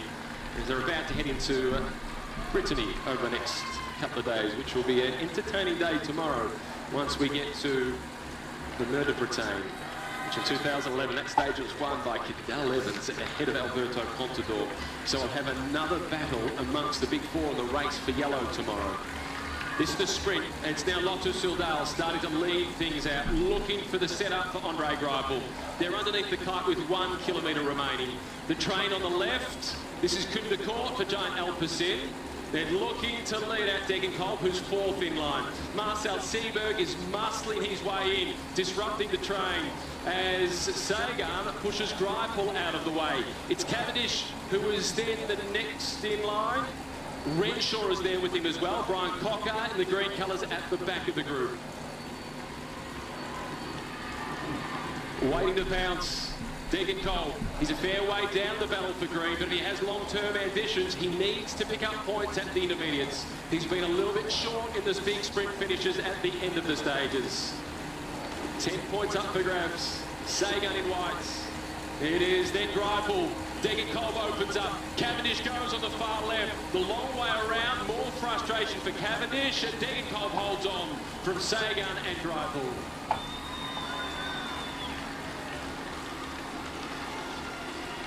And Cavendish going a long way around. When does the self-doubt start to creep in for Mark Cavendish? Not that that was a full-blown sprint, but confidence is always very important for the sprinters. So what that does for the race for the green jersey is reduce Andre Greipel's lead from 3 points down to 2 points, ahead of the man in the white jersey, Peter Sagan.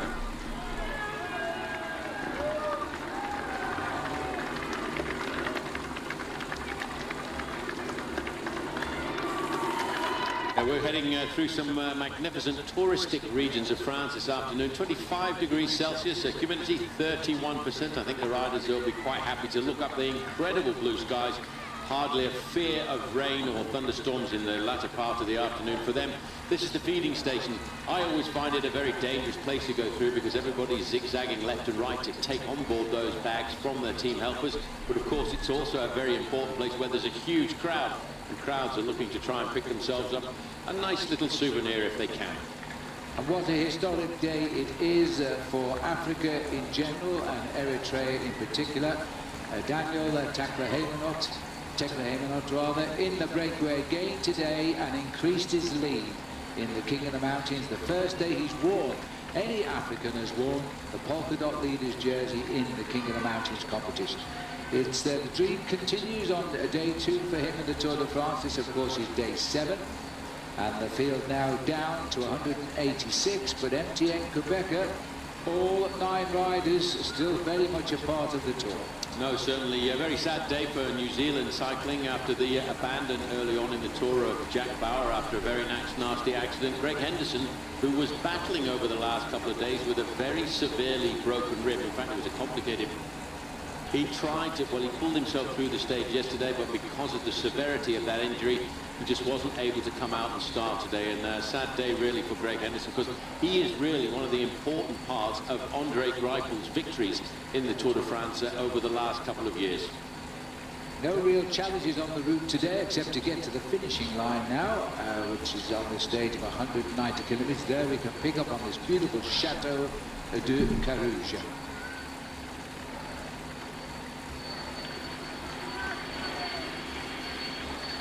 As we look down on the Chateau of Carouge here, which is a superb 14th century castle, the Tour de France about to go past it. 5 men lead the race, and the gap has held more or less a steady 2¼ minutes for a long time. Yes, riders coming out from the gun this morning after just 1 kilometre, a 5-man break forming, building up at one stage almost 4 minutes, but ever since then it's the teams of the sprinters who kept the pace nice and high and pegged it back to just outside the 2-minute margin. Just looking down at this magnificent 14th century castle, which was founded by Jean de Carouge, who was the chamberlain of Duke Pierre of Alençon. It was pretty dramatically devastated but rebuilt after the 100 Years' War by Jean Blauzet and restored after the Second World War in 1944. A beautiful castle. Ethics Quick-Step, well, today they will be trying to get themselves another victory. Zdenek Stibar yesterday got the win for them, but it was a bittersweet day for Ethics Quick-Step with the abandon of Tony Martin this morning, unable to come out to the start after a very complex fracture. Well, they've just come through the feeding station. It's a pretty good speed at the moment. They're averaging 40.5 kilometers an hour today over the 2 hours they've gone, but at the moment that speed is going to increase because they're pushing up the average now to 43. The weather conditions are perfect. There is a wind, we'll call it a breeze. It's quite strong at the finishing line and it will be across the riders. But when they get down to the finish at Fougères today, they don't actually see the banner till the last 75 meters or so of the straight, because it sweeps round a right-hand bend. It's not a sharp bend, but it is a sweeper. Yes, and although on the race profile it doesn't really look as if it's a lumpy finish, it's actually quite undulating, big sweeping roads on the road down in. There's a couple of roundabouts inside of the last 3 kilometers of the race, and as you say, it swings around to the right once they get into the heart of the finishing town of Fougères, and it continues to climb up to the finish line. So you never really see the finishing banner until you come around the final corner with about 75 to 80 meters to go. So you've got to be very careful in where you make your effort. Oh, good near, but as we've seen very often, the man in second position there, Thomas de Kent, he's done a lot of pacemaking just to make sure that breakaway didn't get too far away. As you can see the long line beginning to appear now. We're about 2 hours and 20 minutes away from the finish, 95 kilometers to go. The gaps come inside of the 2-minute margin. The 5 leaders in the leading group, 2 riders from the Breton team, the Bretagne Sèche Environnement. That was Anthony Delaplace and Bryce Velu, who's riding his 5th Tour de France. Daniel Tekla-Heimanot of MTN Quebeca, Luis Angel Mate of Cofidis, and Christian Durasek of Lampre. And he's the only Croatian rider in the breakaway. Little chat there, as we can see, there is the world champion. Amazing to see this youngster, 24 years of age, world champion, Michael Kwiatkowski, doing a lot of pacemaking. He's shouting there quickly to Michel Golas, the Polish rider. He is compatriot on the squad there, who's done a lot of pacemaking. Cavendish will come down to the finish today without the big firepower of Tony Martin, who had a very complex fracture of the collarbone. In fact, had a long ride back to get himself sorted out. In fact, he drove last night 250 kilometres by car from the race finish yesterday up to Belgium, where he went to Wevelgem and then flew in a private jet from Wevelgem to Hamburg. And he was operated on in the early hours of this morning, and he sent a great big thank you out over social media to everybody involved in getting him from the race to the hospital and for carrying out that operation. But he did say, well, I lived the dream. I managed to win myself a stage and the yellow jersey, and I can't wait to get better and get back into the sport and enjoy the emotions of the Tour de France, hopefully next year. Fairly certain we'll start to see the black and white jerseys of Giant Alpecin come forward to try and prepare the end of today's stage for John Degenkolb, who's been very, very close since the start of this race and will obviously be beginning to think about the possibility of getting himself his opening account here. Beautiful horses. By the way, as we go through Normandy, we went through the earlier part of today's stage past the National Stud of France, and Normandy provides 40% or breeds 40% of the racehorses of France. Also provides, trains 50% of the trotters. Well, quick whip around there. That's well, that's a bit strange because that is Rigoberto Urán. He lies in 7th place in the overall standing. I was talking about him just a little bit earlier. He's another of these guys who was riding underneath the radar in the early part of this race. He's a great rider, Urán, and he's a bit of a dark horse too for a little later on. Maybe today he's working for the team. He finished 3rd this year in the Tirreno Adriatico race, but he finished 2nd overall a year ago in the Giro d'Italia. He's a very, very good climber from Colombia, and he's currently the national time trial champion as well. Continues in the ascendancy at the moment, Paul. A minute and 40 now, and it's going to get hotter too as we race towards the finish today. No, it certainly will get a lot hotter, and we'll start to see different teams coming forward, getting themselves organised as we move through the magnificent little town now of La Sey. Peloton stretching out over the road as they don't have time to look at some of the magnificent backdrops here, and some of the castles in this area were built dating back to 1458. And one we're looking at just now, in fact, it was dismantled in 1422 and rebuilt. It commands an incredible view of the village and lake and contains a 2-story barbican listed as a national monument in 1862. But it's famous for those 8 towers, Paul, and you know, a castle's a castle, but they're also different in France. That is such a beautiful structure, 8 separate towers. Yes, quite magnificent. Has a drawbridge, by the way, which was replaced in the 18th century by a swing bridge. Wow, now that really is catching up with time. Here's the peloton, Joe Van Summer on the front with his bandaged knee at the moment for Team AG2R, 1:44. Well, let's call it a cheeky move, but they've gone from 58 seconds out to 1:44. Maybe Jens Voigt has got the answer. Jens, we were 58 seconds all set to be caught, now it's approaching 2 minutes. What's going on? It's a standard procedure. Like already you guys mentioned it before. The sprinter teams don't want to reopen the course by catching them too early. They know they have the riders in control. They can catch them anytime they really need to. But they want to let them out there so nobody tries to jump across and create a little more stress in the peloton. So they just let him go out a little bit. You probably try to keep him between 2 and 3 minutes to stay safe. And yeah, then slowly starting chasing him back towards the end. And the break, of course, tries to stay out there until the end. Yeah, you see a bit of a game of poker going on here. One team who I think have been quite absent since the first part of the chase was organised is Giant Alpecin of Deckenkolb. Are they hoping to have a bit more firepower towards the end? I think that's their game. That might be the case, that they're saving it all for one big, massive lead out today and go all in, and finally giving John Degenkolb his first and so much desired stage win for him. And yep, they got a fair chance to making it today. Are you familiar with any of the riders in the break yet? Because they must know that they're being left out to fry, surely.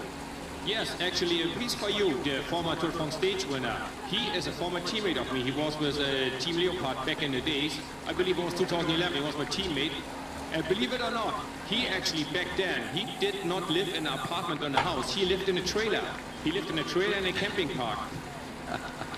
Terrific, well done. We're looking at a former world champion, Rui Costa here. That chateau, Paul, that we just saw at Thibault Wood, it's sort of abandoned now, but it's one of the most important castles in the area. Yeah, it was built originally on the site of a feudal castle. It was abandoned during the 100 Years' War. Of course, that was the war between the English and the French, but around about 1467, it was renovated, and the main construction was made up of 2 great buildings flanked by the 2 great round towers. Open to the public, by the way, at the weekend from 9 till 5. Take their umbrellas. 1 minute 44 seconds, the gap just now. Yep, 1:45. Well, that's a gap of around about 1¼ kilometres at speeds like this, and they are getting themselves organised. The rider that Jens Voigt was talking about there, Brice Payot, well, he rose to prominence in the 2009 Tour de France, when he won a stage of the Tour de France with a long breakaway into the Andorran ski resort of Arcalis. And it was a tough day as well that he got himself the victory on that occasion. And he also managed to garner himself the King of the Mountains. But since then he's battled around, although he has ridden in the Tour de France every year since 2012, finished 91st, 104th, and he was 16th overall last year. So he is the kind of guy that if he gets everything right, he can ride well in the mountains. Just got a chance there to see, just as we looked over the horizon, we're starting to get into that lumpy part of Brittany now. Greg Henderson, sadly, out. He actually was involved in the nasty crash on stage 3. He wanted to do everything he could to stay in the Tour de France, to look after Andre Greipel. He and Andre Greipel have worked out. A lot of people start to talk about the pilot fish, the man who leads out the sprinters, and he's been really important to Andre Greipel over the years. And I wonder if that will go against Andre Greipel's sprint finish towards the end today, or maybe Tony Galopin, who himself is riding high in the standings in 5th place overall, could turn the books around and try and be the lead-out man for Andre Greipel.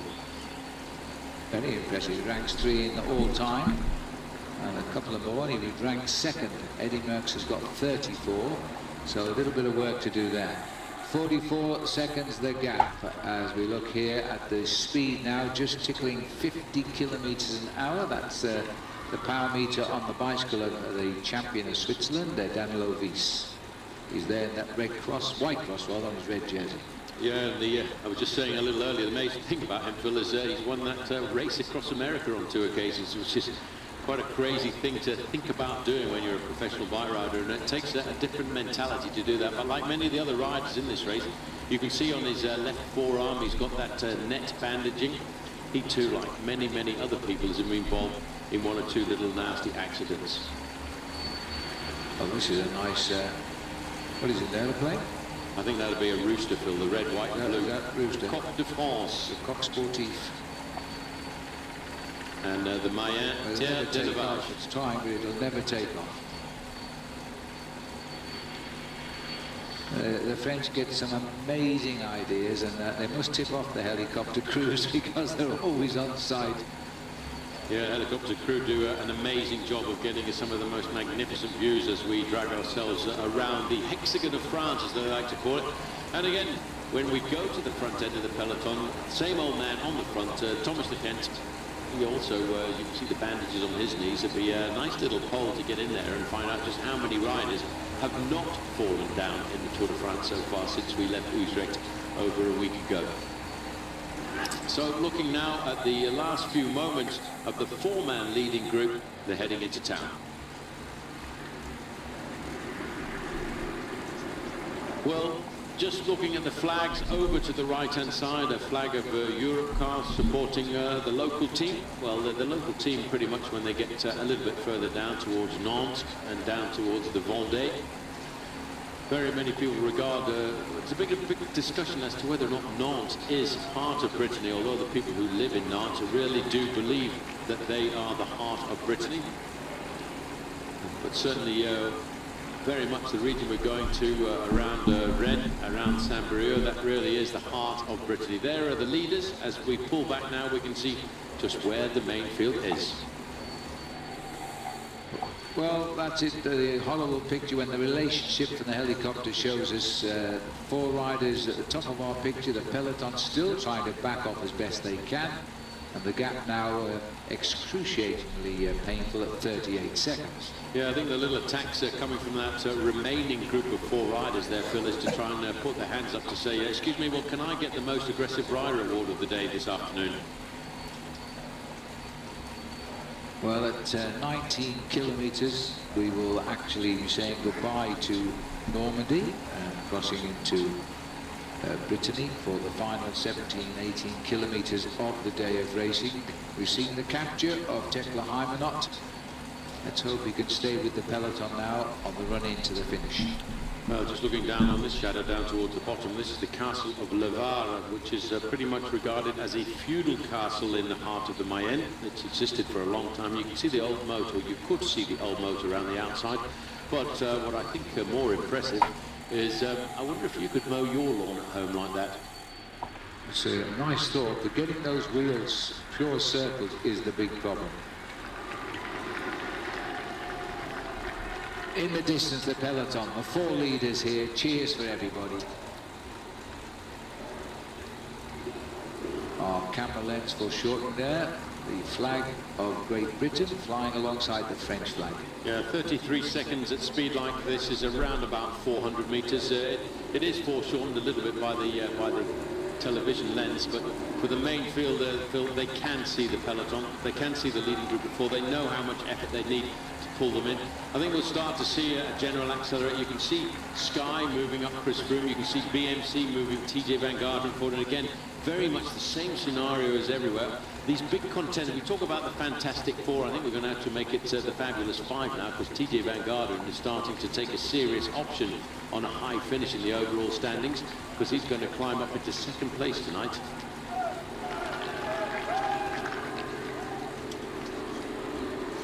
But the important thing is he has to stay safe, he has to stay upright, And we saw yesterday when it looked as if there was going to be no change in the overall standings and Tony Martin was going to keep the yellow jersey all the way down towards the Pyrenean Mountains. Well, just inside of that final kilometre, he crashed. Now, if he hadn't been injured, he would have been given, well, he was given the same time as everybody else in that group with him. But unfortunately, that was a very nasty break of the collarbone, and he was unable to continue today. Another little move. This is again Anthony de la Place, just attacking one more time. But he's not breaking the stranglehold, not opening up any daylight between himself and the rest. That's Mate who made the response. He's making the move now, covered by Bryce Vellu. And looking back over his shoulder, Durasek from Lambridge. Oh, forget it. It's too far to go. It's hurting too much. I've been away for much too long now, so I'll let these two guys have a bit of freedom as we now move into the département of the Ille-et-Vilaine. Final département of the afternoon. This is coming, we're over 170 kilometers covered now. Finish the race is 190 kilometers. These two, 13 seconds at 250 meters their advantage over the peloton. Well, look at these two. We've only got 15 kilometers to go. Two riders are all that remain now, and it looks as though they're all going to be closed down in the next kilometer or so. On the left-hand side of the picture, you can just see the red and white jerseys of Team Lotto Soudal. They are trying to get victory number 3 in this year's Tour de France for their big man, Andre Greipel, whose nickname, by the way, he was christened that when he used to go and race in Australia in the Santos Tour Down Under, is the Gorilla, because he's such a big man. He's also a bit of a rap artist too. I've seen him on the stage and he's pretty cool. Anyway, the race here now is still chasing them down. And the Vellu here, who once won the stage of the Tour de France in Arcalis and Andorra, is also refusing to back off. Yep, well, 12.5 kilometers to go, 11 seconds. They have hovered outside the front end of the main field for quite some time, and it's pretty impressive, really, because when you look at the main field, they are not hanging around. We're looking at, I mean, it looks quite easy when you're sitting at home in front of the television, just having a nice cup of coffee and thinking, well, these guys are just cruising along, but they're cruising along in excess of 30 miles an hour. Pretty close to 50, 55 kilometers an hour, I would say, is the average speed. These guys are prolonging the agony. They will get caught. I'm 99.9% certain. Give a little 0.1% chance of survival in case something goes wrong in the main field, but theoretically it should all be done. It should be all down to a big bunch sprint down towards the line. MTN Quebec have had a great job on the day with Daniel Tekla-Hymenot getting his 1 point out on the course to extend his lead in the King of the Mountains competition, but they've got two sprinters. They've got Tyler Farrar, the American, on their squad, and Edvard Bosenhagen of Norway. 11.6 kilometers. We're still there, but oh dear, no, not now. The clock's almost not in a timing position now as Mate looks over his shoulder. 11 kilometers to go, Paul. That means they were in the lead for 178 kilometers. A long way, a long time to get a bit of television time in an event like this, but as they like to say in Italian, gruppo compacto, the group is all back together now. It's eyes down, the house in, and put your bets on who you think is going to be the fastest sprinter in today's stage. And let's hope it's a nice, safe sprint, and they're going to have to start now to wind it up to high speeds as they start to get to the part of the outskirts of Fougères, where all the roundabouts and excitement will begin. 10.8 kilometers to go.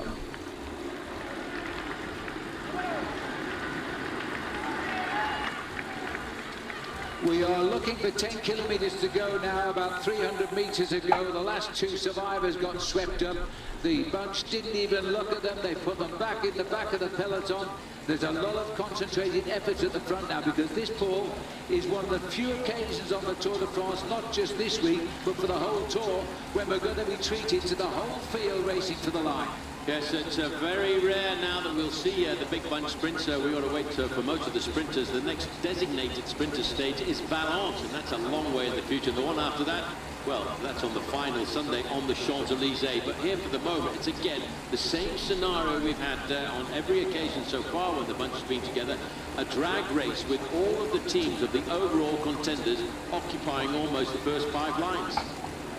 Well, again, there are riders being brought to the front who are long-term favourites to win the Tour de France, to try and keep them out of trouble. But remember, yesterday all of the favourites caught up in that crash. We are now at 10 kilometres to go, and the leaders now, these roads are narrow, they change their X a little bit. From this point, they're supposed to pick up something of a tailwind for a short distance, so we could well see the speed accelerate here. Yeah, the funny thing is, Phil, it looks so easy when you see 5 teams lining up at the front end of the main field, charging along on these Breton roads, but when you see the main field behind stretched out into a long line, I can tell you from experience, there's a lot of guys back there just gasping for breath, just hanging onto the wheel in front of them, wanting to survive over the next 10 or maybe 11 minutes of effort. Brittany knows all about cycling. This is the hotbed of the sport of cycling here in France, and they've waited to see the Tour go through. This is the lovely, attractive village of La Chapelle-du-Honson, and we just passed the church of Saint-Lézin. Sky have got control at the front. Remember, if the race comes home together, Chris Froome will be the next leader of the Tour de France, and he'll be pulling on in history his 16th yellow jersey. Well, that was a big turn on the front by Luke Rowe, but moving up into second position now is Ian Stannard. Froome is in third position. Look at him. Which looks like a great big old praying mantis waiting to leap out. Behind him, it's Geraint Thomas. But then you've got the team of BMC there, never very far away. Really easy to spot with their yellow helmets. They lead the team classification. And of course, they've got TJ Van Garderen right up in the overall standings. So far, apart from that accident yesterday that he was involved in, steering a very good first week of this race. These are incredibly dangerous moments for the long-term thinkers in the Tour de France, the men that will put time into others in the mountains. They hate these stages. They're fraught with danger. Now again, when we get 3 kilometres out from the finish, that's where the clock will stop as far as the race goes, if there's any accidents after that 3 kilometre point. So if Froome, for example, is in this pack at 3 to go, then he will be the next leader of the Tour de France. There they are, the boys in Giant. They believe in John Degenkolb. This is his best chance to win. The winner of Paris-Roubaix. Geraint Thomas on the other side of the road. Nasty split coming our way. Happily we all survive. Vermont has rejoined here. Well, I'll tell you what, Phil, I would not have given him very many chances of getting back on. He's not really going to be able to get up to the front of the main field. You see the little shake there of the head from Renshaw? Say, no, not yet, keep calm, just wait. We've got plenty of riders here. Let's get ourselves mustered, let's get ourselves organised. Michael Kwiatkowski, by the way, in the white jersey, is quite a reference as a professional bike rider. He's the world champion at 24 years of age. He's moving to the front of the pack. Look at this. Oh, Vermont is scurrying up there to try and get up to Cavendish and do what he can do. This is a first-year pro here. He knows his job. Well, Phil, I would tell you that is an impossible thing to do, but it's in his first Tour de France. He wants to do everything he can to get up there. Any little bit of help he could give in the last 1.5 kilometres would be superb, and that's why he's doing everything he can. That's an amazing performance. I don't think he'll ever see the front again, but he knows how important it is. Giant Alpecin in the black and white there. Now it's the boys of Ethics Quickstep. That's Cavendish going through there. The overall contenders now starting to slip away just a fraction from the front end of the main field. MTN moving forward in the black and white over on the right-hand side. Well, the Giants have got the team lined out. They've somehow managed to get through this pack and get the team formation here. And the man at the end is John Degenkolb. Now, it is a very difficult sprint when we finally get to it. It kicks up and you don't actually see the finishing line till you're in the last 75, 85 metres. So you've got to make it inch perfect when you go. Right, coming up now inside of 3 kilometres to go. They'll have the first of a series of roundabouts. Now, the race map tells the riders they have to go round to the right-hand side. The road has been sectioned off for the riders to get around there nice and safely. Still trying to line themselves up, Giant Alpecin, but there's a red and white jersey now moving forward. That is Katusha. That is for Alexander Kristoff. Well, they're coming off that bottom bend now. Now, don't forget the white jersey is Peter Sagan. They say it favours it. The black jersey is John Degenkolb. The white and red jersey is Alexander Kristoff.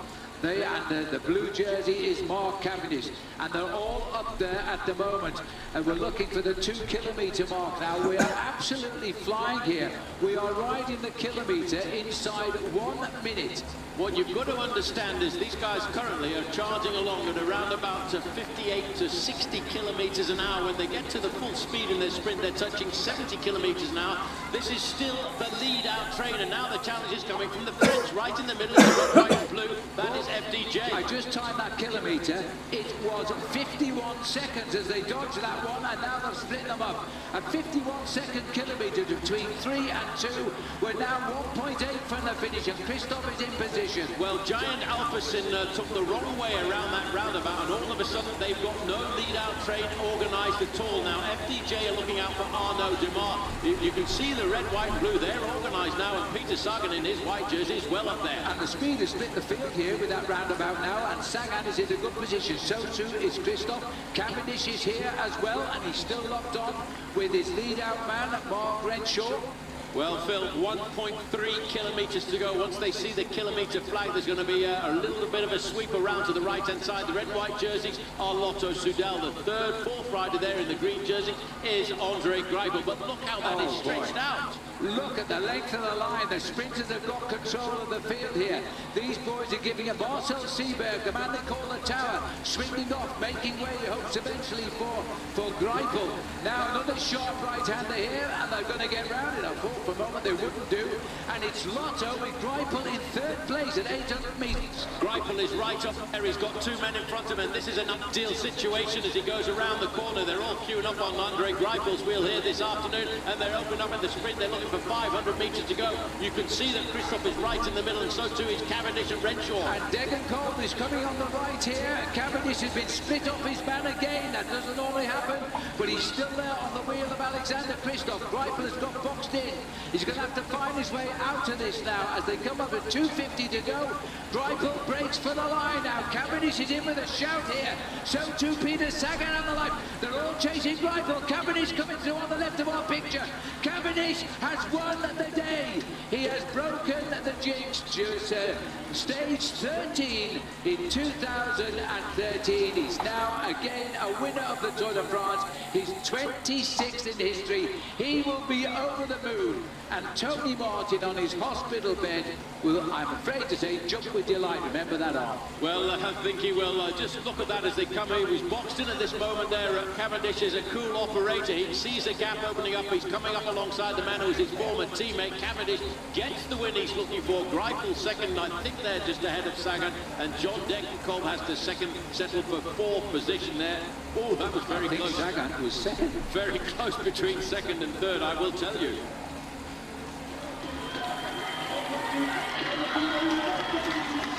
Well, that is amazing. Let's have a look at the photo. It was Cavendish, Greipel, and then Sagan and Degenkolb, and then Christoph. That was the order over the line. 5 great sprinters inside of the top 5, and that, Phil, is what you would call a sprint royale. The best in the world. Well done, Mark Cavendish. He's back. Well, there were people who doubted this man, but it comes to the big occasions, and as I said a little earlier, very often in the Tour de France, it's taken him a couple of days to just get those sprinting legs going, and in the city of Fougères, Greipel is pushed into second position, Sagan third, Degenkolb fourth, and Christoph in fifth place. Mark Cavendish, well, he was the man to pick today because he certainly knows how to rise to the big occasions. Stage victory number 26 throughout his career. Going to have to wait a long time now to try and get himself back up there, but of course for Andre Greipel, he finished ahead of Peter Sagan, so he will keep his lead in the green jersey points competition. What a dramatic sprint down to the line. Great sprint finish there this afternoon, and just not too far away from us. If you think that the sport of professional cycling is all about tightrope walking, well, that man is just giving us a slight demonstration. Fortunately, he's got the safety rope there as well. Health and safety above all. Wow, just look at this sprint, Paul. This was a sprint royale of the finest finishes, and they all got it right. Well, they were all in and out there looking for the move. At this point, Cavendish was right onto the wheel of Alexander Christoph. Again, you can see that Andre Greipel this time went very, very quickly, and Cavendish has said, I need to learn a little bit of patience. All of a sudden, Peter Sagan could have taken him out there. Sagan looking to go down the left-hand side, but when Cavendish gets that acceleration at the right time, to put it into perspective, Phil, these guys are all doing almost the same speed, and I would say that sprint was pretty close to 70 kilometres an hour. Bet your life. Oh, I'm not sure I want to look at this, but those sprinters and Mark Cavendish finally getting the win. Well, they're turning this race into an incredible week for Ethics Quick-Step. The ups and downs of the Tour de France for that team. One day crying with happiness, other days with sadness. As we have a look around the great chateaus here in Fougères now, as we've arrived into Brittany with the race today, this looks like the former convent of the Urbanists. Yeah, that was, as we go back to the Chateau of Fougères, a great chateau as well, the Castle of Fougères. That the man is tightrope walking like very many of the sprinters were here this afternoon, because that really certainly did go down to the wire. I'm glad to see that Mark Cavendish has been able to quiet the critics just a little bit. Mark, many congratulations. After your longest wait between stage wins, 2 years and so much frustration, can you begin to put into words what that victory meant? So I just had this feeling like I was lying, I was lying in the room with my wife and my daughter yesterday, and I was just like, just got this feeling, just I was relaxed. I knew today was okay, And I told the team were motivated. You could see when Michael Golis was pulling the front, the gap was really coming down. The team were really, it was incredible. But after the near misses, after they worked so long, the last 2 times for me in the sprint, them to keep the faith like that was incredible. After Stevie's win yesterday, to come out after such a loss with Tony, to do it like we did. It's so nice to get a win today, for Tony especially. So. As you pointed out at the beginning, you've won on uphill finishes like this in the past on the Tour, but to hold the power all the way to the line, that was a huge effort today, wasn't it? I didn't actually hold it, I had to back off, because Greipel came back. I was waiting. I saw in the intermediate sprint, I sat behind in the intermediate sprint, I saw they were waiting late. Everyone's got tired legs. I said to Mark, I've got to leave it late. And I wanted to come from behind. Then I saw Christoph had 2 guys left. I manoeuvred onto him and I waited. And just as I go on, came and he just got, I thought that was it, Had to back off. We passed Christoph and I just got through, Shoulder to shoulder with Sagan. But I just wanted it so bad, Ned, and I'm so happy about that. Brilliant, well done. Thank you. Well, I don't think you have to interpret any of the enthusiasm there at all. It has been a very long wait, Phil, to go back to his last stage victory. Unfortunately, he crashed out in the first stage last year, wasn't able to continue in the Tour de France. But I think one of those things with a sprinter, they feed on success, and I've got just a gut feeling that that's not going to be the last victory for him. And look how much, as we look at the overall standings, Peter Sagan is moving forward. Day for the British riders at Tour as well, because Chris Froome now will return as leader of the Tour tomorrow. He gets the yellow jersey left vacant today with the loss of Tony Martin, also Cavendish's teammate. Stage 8. Well, welcome to stage 8 of the Tour de France. This is Matthew Keenan with you at the top of the Mer de Bretagne, where Daniel Tecla-Hamenots is one of the riders who is in very high demand, with a huge Eritrean crowd on hand.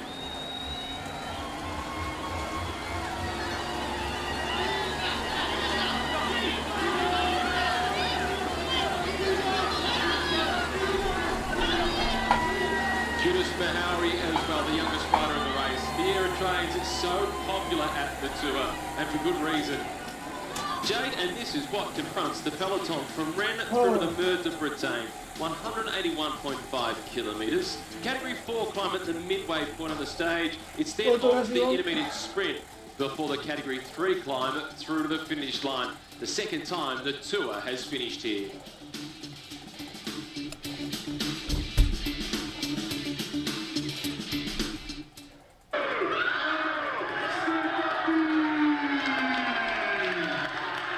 Departure today given at 12:40 local time. They then had a 20-minute neutral zone before the flag came in right on at 1 o'clock.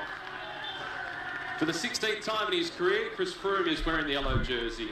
Nairo Quintana patiently waiting for the mountains.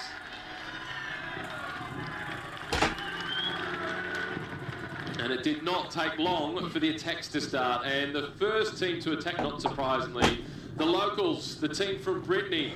And the man on the break for them today is Pierre-Luc Perichon. He's second breakaway of this year's race. Let's see, we're at number 208. Also the breakaway from the Europcar team, it's Roman Sika. In the move for the Bora Argon 18 team is Bartosz Huzarski, the Polish rider from that squad, number 196. But the most experienced in the move, the Frenchman from IM Cycling, Sylvain Chavanel. Sylvain Chavanel has been a multiple stage winner at the Tour. He's worn the yellow jersey, he's worn the green jersey.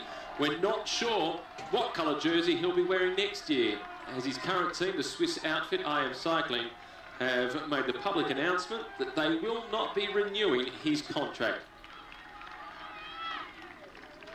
Saint-Mère-le-Grand, the town that they're now going through, which is named after a saint lived from 540 through to 617, and prayers are said to be offered to the healing saint of dermatosis.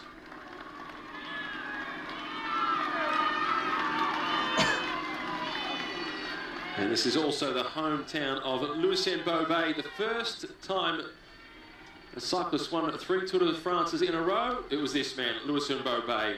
His brother Jean Bobet was also a professional cyclist and a long-time journalist on the Tour de France.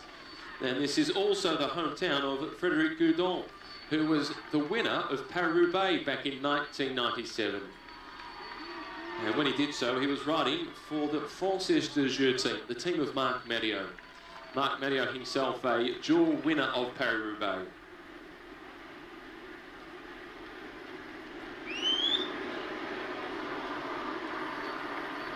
Beautiful mural to Bobet, one of the greats of French cycling. 3-time winner of the Tour. And once again, it's Thomas de Gent sitting on the front for Lotto Soudal. And behind him is Sepp Vermaak from the Lotto NL Jumbo team. And we've then got MTN Quebecer also riding towards the front, assisting with the chase. Could they be holding out some hopes for Edvald Bosenhagen today? Last time the race came here, that was in 2011, and it was Cadel Evans who won the stage ahead of Alberto Contador. Contador celebrated as if he had won. But the photo revealed a little later on that it was indeed Cadel Evans who went out the winner. The Chateau de Caradou is the building, by the looks of it, that the main peloton is just making their way past. They're a little bit further back down the road than the breakaway group of 4. And Ryder Hagedal, as always, sitting down towards the back, number 164 in the green colours. Speaking of green, that was the leader of the points classification that we saw just momentarily. And this, the hotel in the centre of town, which was built in 1933, inspired by the town hall of Gouda in the Netherlands, town that we went through at the earlier part of this year's race.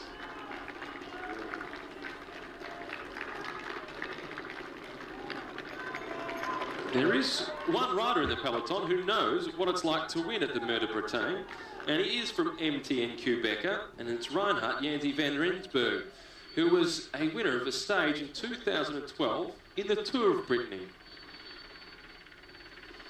The Chateau de Hac, which was initially the hunting residence of the Dukes of Brittany. This chateau was built in the 15th century. It has 6 turrets scattered throughout it. Director Sean Yates has said, Peter is not a sprinter. He's a lot more than that, Peter Sagan. I'm sure you'd agree. He's a lot more than just a sprinter.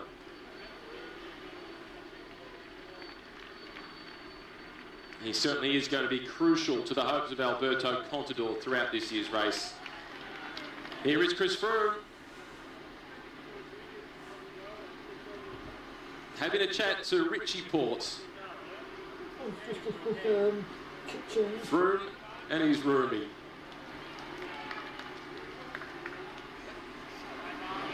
Unzu, the sports director for Movistar, the team of Nairo Quintana, has said that they've been really impressed with Chris Froome thus far, particularly on the Mer de Puy, which is a climb that doesn't usually suit his characteristics, and that he was very good across the cobblestones, particularly when you consider how that stage unfolded for Froome last year, and that it's been a fantastic first week for the Brits. He also added, the sports director from Movistar, that in other years we've seen a nervous Chris Froome. So far this year, we've seen a very calm one. And the deficit for Nairo Quintana is going to be difficult to make up. Quintana, one of the pre-race favourites, in 16th position, 1 minute and 56 seconds down. Perichon in his second breakaway of the race in the black and green colours. A team that hails from Brittany, the region that we raced through today. Roman Sicker at the back of the group as they just coast along at 54 kilometres per hour. Number 196, this is Huzarski, 34-year-old Polish rider who's been close to a stage win in a Grand Tour previously. He was second on a stage at the Giro d'Italia behind Joaquim Rodriguez, one of the men considered amongst the favourites for today's stage.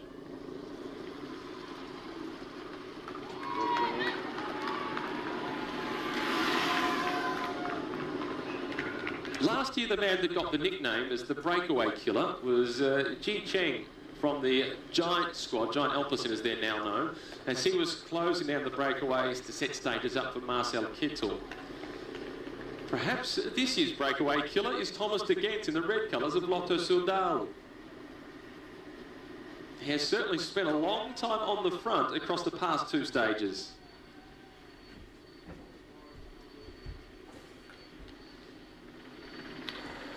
We're also seeing a rider from Lotto NL Jumbo riding towards the front. They're hoping for a strong performance today from Robert Geesink. Robert himself, he's hoping for a top 10 finish overall by the end of the race. Not sure how fast they'll be on here.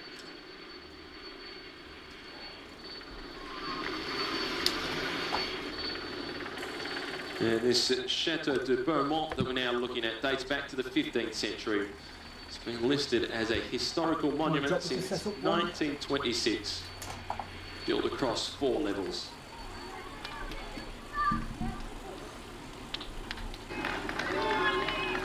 This is very much the hotbed of cycling as well as we move into Brittany here, and earlier on in the day we went through the hometown of a man who won the Tour de France on 3 occasions, and that of course Louison Bobet. It's also the birth town of Frédéric Guédon, who was a winner of 2 of the great one-day classics, and those classics were in fact Paris-Roubaix and Paris-Tour. But this youngster on the far side, Warren Barguil, remember that name? Because this young man won 2 very impressive Pyrenean stages in the Vuelta a España a couple of seasons ago, and I have to say that this year he's riding on home turf because he is a Breton, and they're all very happy to be racing on home soil. 3 stages in Brittany. Yesterday's stage into Fougères was just inside of the region of Brittany. Today is throughout the whole of the day in Brittany, and tomorrow's team time trial is exactly the same as well. And it will be a testing team time trial because although it's not long as we have seen team time trials in the past, it's only a very short team time trial as the riders move away from Vannes to Plumelec. It's pretty tricky up towards the end because it's a slightly uphill finish, around about 1.5 kilometres up to the summit of the Côte de Cadoudal, as they call it here. And don't forget, you have to wait for the 5th rider to cross the line to stop the clock. So we're looking at the front end of the peloton now at 107 kilometres to go. Currently, most of the pacemaking being done by the one team, and it's Lotto Soudal. It's Thomas de Gendt doing that pacemaking. I was just mentioning, I think the reason that they are looking to do the pacemaking is not necessarily for Andre Greipel today, because it's certainly not the sort of climb that I think Andre Greipel will survive on. Maybe the other rider on their squad, and that of course is Tony Galopin, who in the past has won a stage of the Tour de France, and that was into the great rugby town of Oyonnax, and that's way down to the east of France. He also wore the yellow jersey as well in the Tour de France on that occasion, and I think today he's looked at this race route in his race Bible and put a little cross by the side of it and said, that's the one for me. And I think that's why we've seen this work being done by Lotto Soudal. But a lot of other riders will be queuing up thinking today is a very good chance for them to get a victory, and especially I think most of the top contenders overall will be looking at a win today. So we're not too far away from the undulations now, Paul. Let's have a look at this. Well, the local agriculture is from the Côte d'Amour, which is the region we're going to. Our savoir-faire, our knowledge of how to cultivate things. And certainly, if you talk about Le Coll de France, well, there it is. It's all the way through this district. And although this is very much an agricultural region, it's also a big fishing region once we get over to the coast, and renowned, of course, for its oysters and mussels. It's like fishing, and that's what exactly the main field are doing currently. They've allowed the breakaway to go clear and get that advantage, and they're just letting them play before they reel them back in.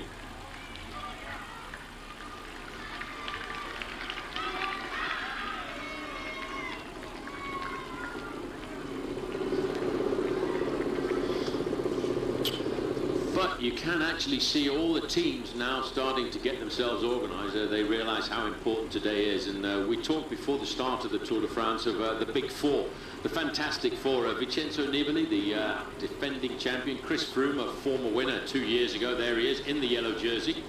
He inherited that yellow jersey yesterday after Tony Martin was unable to start yesterday's stage with a very nasty broken collarbone, which was operated successfully during the night of yesterday and yesterday morning, and he was in fact watching the race finish. The next little chateau, just not too far away, is the in the town of Guittet, the chateau of Xaló.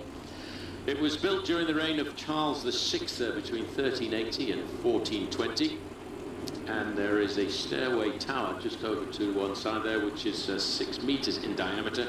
And the stairs going down the middle are in a spiral staircase. And in 17th century, a lot of the dressed stones that led to a double flight stairway. It was quite damaged during the wars of religion that happened in France, and it was burnt and destroyed and ravaged by the Duke of Mercoeur before being renovated in the 16th century. Sylvain Chavanel, the rider at the back, is the most experienced rider in the breakaway. He's participated in the Tour de France on no less than 15 occasions.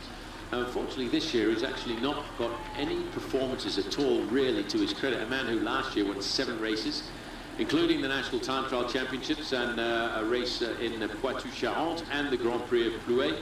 This year, he has yet to open up his account. He was only 3rd in the National Time Trial Championships and 3rd in the National Road Race Championships. He was 36 years of age just before the start of the Tour, but certainly he'll be trying to look for a sponsor and a team placement for next year. This young man, though, Romain Sicard, back at the main field. There's a little bit of a mechanical incident here. That's Nicolas Edet, one of the riders, many of riders who've had an accident so far. You can see the bandages on his left shoulder there. Quick change, and back into the convoy of cars to try and get himself back up to the main field.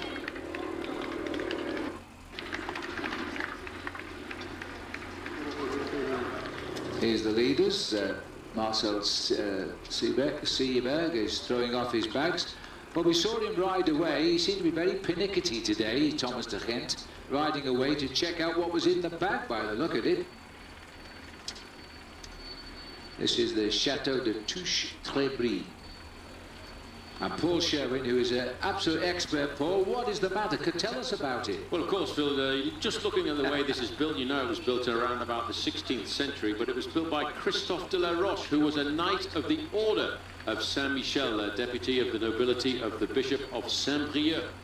And in 1726, after a declaration, which was written into a local document, it described the importance of the rights of the seigneur, or the directors. Well, that was built as one unit, by the way, and it was built a long time before the French Revolution, and then it was transformed into a farm. Another fabulous piece of French architecture that abounds here in Brittany. Marcel Seeberg, they call him the Tower because he's so tall, sat in the middle there for Lotto. They're really very confident that they're going to try and guide their man, Tony Galopin, up to victory today. Yeah, we'll talk about tall riders, Phil. There are 2 very tall riders in the Tour de France this year. The tallest rider is Marcel Seeberg.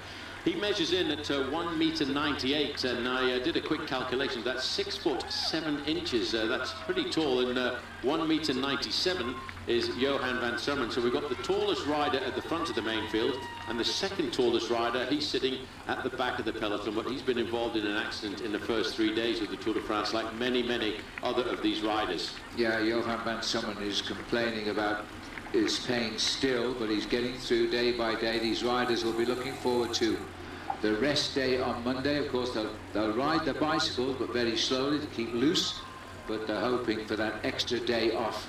Those with injuries, for example, yesterday Greg Henderson, one of only 2 New Zealand riders in the race, and Jack Bauer also has gone out with a crash. Greg was unable to start yesterday. He's been riding for 3 days with a completely broken rib, and he simply couldn't breathe when the pace went on.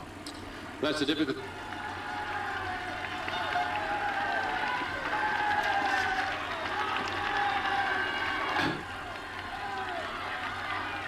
Super atmosphere. The race radio is actually warning all the race at this very moment about the number of people on this climb to go carefully.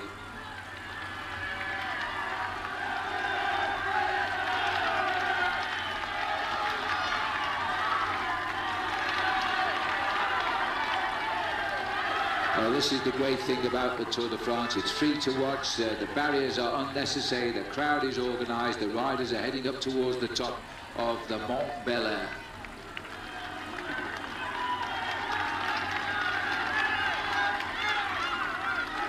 Sometimes it's very important in the first part of the Tour de France just to get these single points, because if you can lead this competition, well, it gets you a lot of publicity for the team. But what a crowd in Brittany. I'm not sure Sylvain Chavanel can get through here with the IAM on his jersey.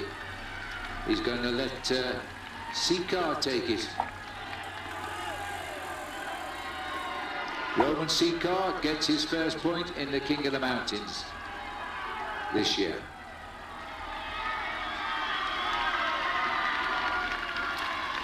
Well, just now the peloton are on the climb. They're still timed at 2 minutes. But maybe more importantly, that sign there, Phil, 10 kilometres to go to the sprint point. Well, the sprint point is for the rider who is the most consistent on every individual stage in the sprint. The man leading that competition gets a green jersey, and there he is, popping his head round there with a green helmet as well. He's a member of the Lotto Soudal team.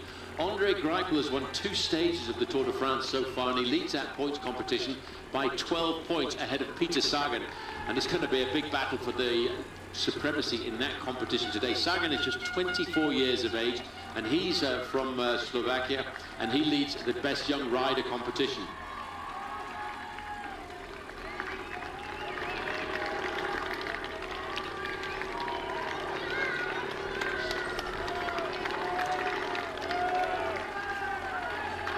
Well, the green jersey of Greipel there, he's 12 points ahead of Peter Sagan. And because those others should reach the sprint point ahead of the bunch, there's only 11 points to be won from winning the sprint. So they're going to go head-to-head for sure. As you come into the town of Mur de Bretagne on this occasion, you actually take a right-hand turn and go down a little bit further into the valley to make a longer climb up to the summit, making the climb around about 2.5 kilometers long. It drags up initially little bit of a false flat and an average gradient around about 4 and 5%, and then there's a very sharp 90-degree bend to get into the steepest part of the climb, and it's almost like a wall in front of you, and that's literally where it gets its name from, the Mur de Bretagne. But once they get over the summit, it actually flattens out a fraction for about 400 meters. There's John Degenkolb with the little moustache there in the black jersey. These sprinters now are moving up to the front because they know there's not very much more than about 5 kilometers there, so about 7 or 8 minutes before they get to the sprint point. There are 4 riders clear. There are points for the first 15 riders to go through that point. For the moment, Andre Greipel 99 points to Peter Sagan's 187 points, and Mark Cavendish is up into 3rd position. There's 20 points available for the first rider to cross the line, so the riders in the main field for 5th place will be sprinting for 11 points. This is a competition where you can get points on every day, but it's slightly weighted towards the sprinters with more points available on the flatter stages, although today is not deemed as a sprinter stage because it's an uphill finish.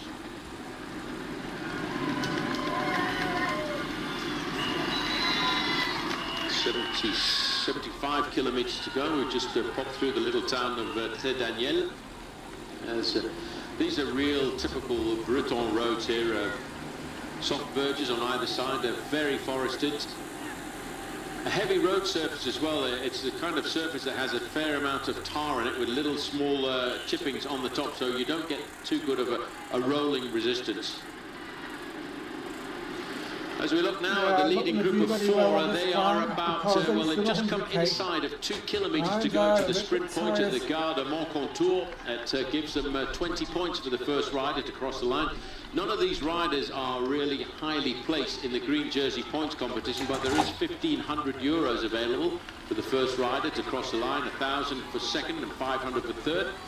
So for them, it's a question of monetary award once they come up to this point, but in the main field there's a lot more interest at stake, because the green jersey points competition is seeing a battle between the big sprinters. First, second, third and fourth in that competition are Greipel, Sagan, Cavendish and Degenkolb. Greipel is the leader currently with a 12-point advantage over Peter Sagan, but Peter Sagan is the winner of that competition for the last 3 years in a row. Go to the advantage of Peter Sagan. I wonder if he's had the chance to get some information filtered back to him. In this modern day, Phil, of cell phone communication, it's a lot easier for teams to get information back to the race.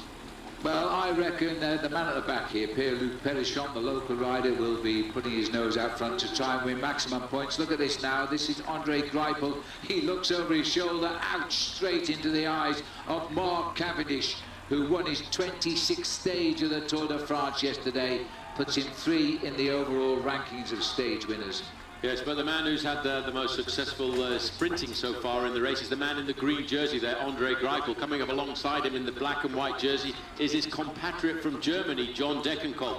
The dark green jerseys over to the right-hand side, well, those will be the French favourites, and one man who's been close is Brian Cockard. Little bit of move at the front here. It's Huzarsky who's gone, and he's taken with him Perichon. Perichon will want it. The local boy flying the flag for Brittany. And he's going to get this one. He's got 100 metres. Huzarsky, I don't know whether he can take him. He's going to have a go, I think.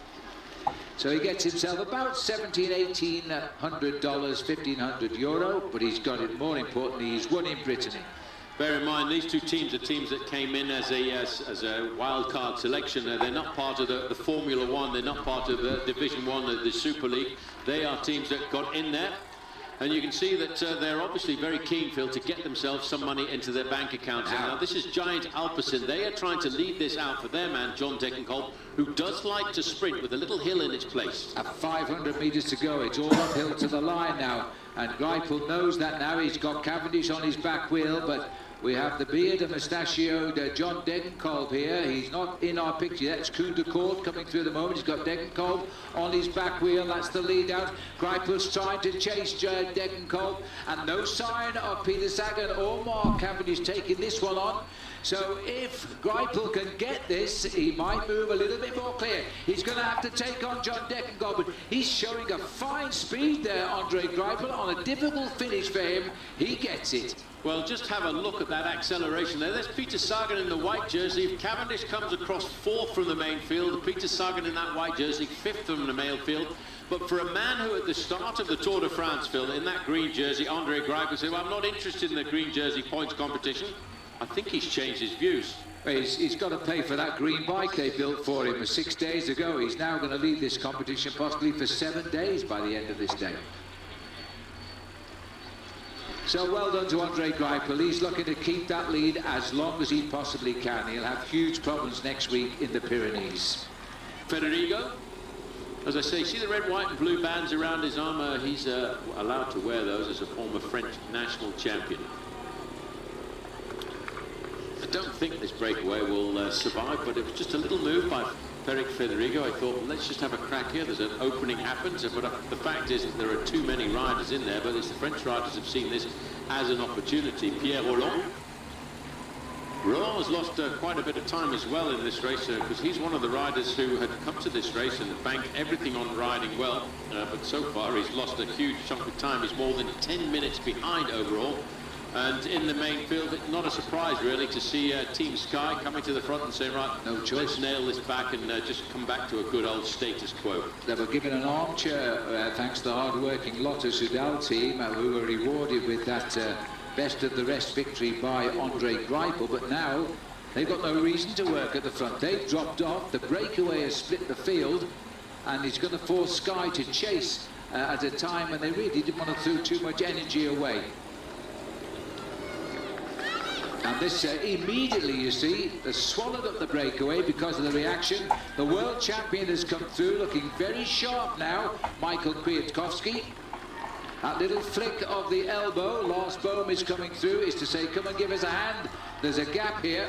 Well, this is one of those situations when, you know, you've always got to be attentive. They allowed, just because of the sprint point going through there at Montcontour, a little bit of a gap to form. The sprinters were saying, well, oh, what's going to happen here? We better stay in contact. As they look over their shoulders, the fact that the neutral service car is in there behind them is an indication, well, I was going to say an indication of a 30-second gap, but, you know, Sky have all of a sudden said, right, let's nail it all back. And you can see also coming forward the Cannondale Garmin squad. Lotto Soudal, they're not too worried, but now you can see a lot of group very, very keen to sort it all out. They can't allow this one to go. There are some riders here that they might have trouble getting rid of over the next 10 days of cycling, so they've got to keep an eye on them. This is a very, very good opportunistic move to test the waters, and they swept up that breakaway, I would think, ahead of the planned schedule, but they've got them, and now they're racing. Gap is at 23. It's up to Sky to chase it down. Well, I know Race Radio is getting very excited about all of this, and now we've got this gap at 23 seconds. That's around about 400. It's mainly the sprinters in that leading group, and what a coup that would be for the books if all of a sudden the sprinters were able to get into a large breakaway situation just like this. Well, this is going to ensure a very fast last 67 kilometres if they can keep these pressures on here. Everybody checking out. Kwiatkowski also wants people to help him here. Well, the problem is, Phil, this is too big a group, so you're not getting that much cohesion. That was Sylvain Chavanel looking up, saying, come on, guys, let's get ourselves organised. But when you get a big group like that, a lot of guys think, oh, this is quite nice. Christmas has come early this year. I'll get a free ride to the finish. But you see the roads now, they're undulating all of the time. And here in Brittany, they're often dead straight, and they're just roller coasters. And that includes the finishing climb. You turn onto it 2 kilometres out and you see it straight ahead of you going into the distance. It's a very difficult road to judge your effort on. There's still riders willing to try and establish a move here right now as they continue to pile on the pressure. Well, a little bit further back, you can see that the group that contains most of the sprinters, they've spread across the road, and people are realising, oh, I might have missed the move here, I might have missed the split, and they're starting to collaborate and try and pull it all back together. It's going to be a little bit difficult for the next 5 or 10 kilometres, but in the main field, well, there is the main field, it's never 30 seconds, I have to tell you that. Well, I don't know, it's on a hill here, and they're stretching it for sure. The lime green jersey, not seen a lot of those taking responsibility for pace-making so far. And that's, I think, because they really do believe that they've got a chance of a stage victory today, and that falls onto the shoulders of Dan Martin. But these three riders who've managed to get themselves into the breakaway, that's Bartosz Uzadsky on the front. A good time trialist, good man to have in a breakaway group like this, joined by Michel Golas. Golas is the rider just on the far side from Quick Step. The Quick Step rider is a Polish rider. In the middle, sandwiched in the middle, Lars back in the red and white jersey. And there is a little bit of a wave over on the right-hand side. Huge crowds are turning out here, always big crowds when the race comes into Brittany. And just looking down at the peloton, they're certainly not hanging around this afternoon. We're coming up to 4 in the afternoon, French time. A gap between the leading group of 3 riders and the peloton, who are boring along here at about 50 kilometres an hour, is now up to 52 seconds. All of the main contenders in that group that we're looking at. Well, I think today they'll be thinking about a little bit of a showdown. I think they would like to have a sort out. So the last time the race came up here for the finish was when Cadel Evans got himself the victory. Bermuda Bretagne, turn down towards the right, you go slightly downhill for a kilometre or so, and then with 3 kilometres to go, you take a very sharp hairpin bend to the left, and then you start up a wide boulevard. That's where the riders will try to position themselves, and then it's a 90-degree right-hand bend. You've got to be in the right position and in the right gearing as well when you make that right-hand bend, because all of a sudden, straight in front of you is the wall, le mur, the Mur de Bretagne. try to keep on Could stopping. also be a nice little tryout for the riders in the dark blue and green jerseys, of course, of Team Movistar, because Nairo Quintana, he was involved in that accident with Tony Martin. The funny thing is, when you go back to that accident with Tony Martin, you had Tony Martin went down, Nibali, TJ Van Garderen and Nairo Quintana. The man who just missed out, in fact, he was bumped into, was Chris Froome, but he just managed to get his body around the falling bike of Vincenzo Nibali, and he stayed upright on that occasion. Nibali said nothing to worry about, it was mainly superficial. They're all playing it down. Van Garderen seemed to me to have the easiest landing in that crash because he landed on top of everybody else, but in fact Nairo Quintana did get a chain ring into his forearm, but that's well bandaged up and he's had a couple of days to get over it. Well, the gap's hovering at the 1 minute margin at 51 kilometers to go to the finish. That's these speeds are only going to take them, I would say, about an hour and 10 minutes. They've struggled to stretch it out from 30 seconds that it was a little while back to the 1 minute margin, but there is some firepower in this leading group.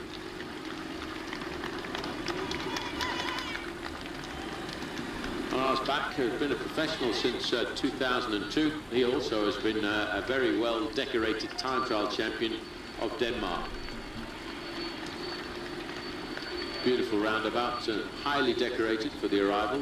The arrivée 52 kilometres, finish in 52 kilometres, but that's for the main field. My guess is that the leaders have gone inside of 51 kilometres to go to the finish. Cannondale Garmin, sad for them, they're a man down. They've lost their Kiwi rider who went out with a very nasty accident on the 5th day of the race. He crashed and had to abandon. Andrew Talansky is their hope for a high place in the overall standings. They got three-pronged attack really, Ryder Heyerdahl, but the way Heyerdahl is riding here, I think he's actually sacrificing his hopes of a high finish in the overall standing, and Heyerdahl leaving a lot of energy on the road, so that would make you think that it's all for Dan Martin today. I'm absolutely certain it is, Paul. You're absolutely right, and Martin is up for this today. And if he can get his team to reel in these three, they're causing a little bit of concern. We're only just 50 kilometres from the finish, just around 30 miles in Ludeac at the moment. Ooh, I'm glad our camera went the right way there. That was the long way round for the other two. Well, funny that they made that error, because strangely enough, if you get a chance to drive the Tour de France race route, there are actually arrows. There's a board just before you come into a roundabout like that which suggests which is the best way to go around, and obviously the two at the back here, well, they weren't looking at the board, and Hutzarski got the best line and got himself, as you can see, 5 or 6 seconds advantage going around the corner, but he will wait for these guys. There's the little board I was just telling you about. Well, this is Ludeac, Paul. This is the linguistic border here which separates the regions, where Breton was spoken to the west and Xaló to the east. Well, this is it's an amazing country, and I've just been looking up the Breton flag, and it's a flag that I thought had been around for many, many years, but in fact it only came, it was only introduced in around about the 1930s. And there are 5 black bands on the Breton flag for Lower Brittany and 4 white bands for Upper Brittany. And that's how they decided to bring the Breton flag, and it has certainly been very, very much adopted by Lower and Upper Italy. And there's always a big discussion about whether or not Nantes is in Brittany. Well, as far as the Nantais believe, it very much is part of Brittany. Is still part of Brittany. You saw the peloton there hitting that same roundabout and spreading both sides as well, but we've wandered off to give you a closer look at the St. Nicholas Church here in the centre of Ludeac. They'd begun to build this in 1758, and they managed to finish it 7 years later. Back to the action. 1:06. The peloton look as though they're still dodging roundabouts, but they're all about holding it together. It's all about Cannondale Garmin. The yellow flag is up, warning the riders of the roundabout, because yellow is danger in Europe, by the way, not red. Quick glimpse there, Sammy Sanchez. Amazing to see the rider at the back there with all of the bottles in the red and black jersey. Sammy Sanchez, he's doing a lot of work for the Team BMC, Olympic champion in 2008. Obviously, BMC, I think they've got a lot of faith in their man, TJ Van Garderen. Before this race, we talked a lot about the Criterium de Dauphiné. There are 2 big races, 2 big indicator races that we look at before the start of the Tour de France. One is the Tour of Switzerland. The other one is the Criterium de Dauphiné, and in fact, TJ Van Garderen was leading that race up until 3 kilometers to go to the finish, and the only man who was able to drop him, the last man standing on that occasion, was Chris Froome. Froome attacked him inside of 2 kilometers to go and put just a few seconds between himself and TJ Van Garderen, and that gave Froome the lead over Van Garderen. But everybody now believing that Van Garderen is the dark horse. But no dark horses at all for Cannondale Garmin. They are obviously very, very keen. Again, you've got to be so attentive. Just look at that little bit of a traffic separator there as we cross over the railway line. It's a dark horse. Looking through the race handbook, interesting to see how they've translated the level crossings into English from the French. It's called a cross level, and that one that they went through there was cross level number 46. A minute 12, so the 3 riders at the front are doing a pretty epic job of stretching out their advantage. They're strong riders, and they could create a little bit of a surprise on today's stage. We mentioned earlier the rider in that group, Huzarski. He's a former time trial champion of Poland. Lars Bak has been a multiple time trial champion of Denmark. Golas is second in the road racing championships of Poland this year, so there's lots of firepower. And it's going to be a long, hard chase. And having announced the colour, now everybody's leaving the responsibility of the chase right the way up to Team Cannondale. There you see, that's why you've got to be so attentive on any stage of the Tour de France. That's why you really don't want to sit at the back, because if you're not paying attention and you have to go through a little chicane like that, and all of a sudden you've got a boulevard right in front of you. Sky, you can see in the black and blue jerseys, they're quite happy sitting in the second row, allowing this other team, and obviously very, very keen now are Team Cannondale Garmin to get the victory. And there's the race course, by the way, just on the far side. A very good chance to see that. That's a Calouette race course just outside of Ludiac. It's known for its trotting races. We have a lot of trotting races here. The races have existed since 1879 and has developed not too far away a thoroughbred breeding centre. Stands hold 5,000 people, and there you get a chance to see the Fête de Cheval, the Festival of Horses, on the 9th of August.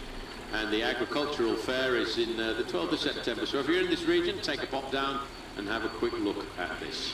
The track, by the way, is 1.2 kilometres around, a grass track with a 340-metre finishing straight, 18 metres wide. Back to the leading group. Lars Bak in the red jersey, Lotto Soudal.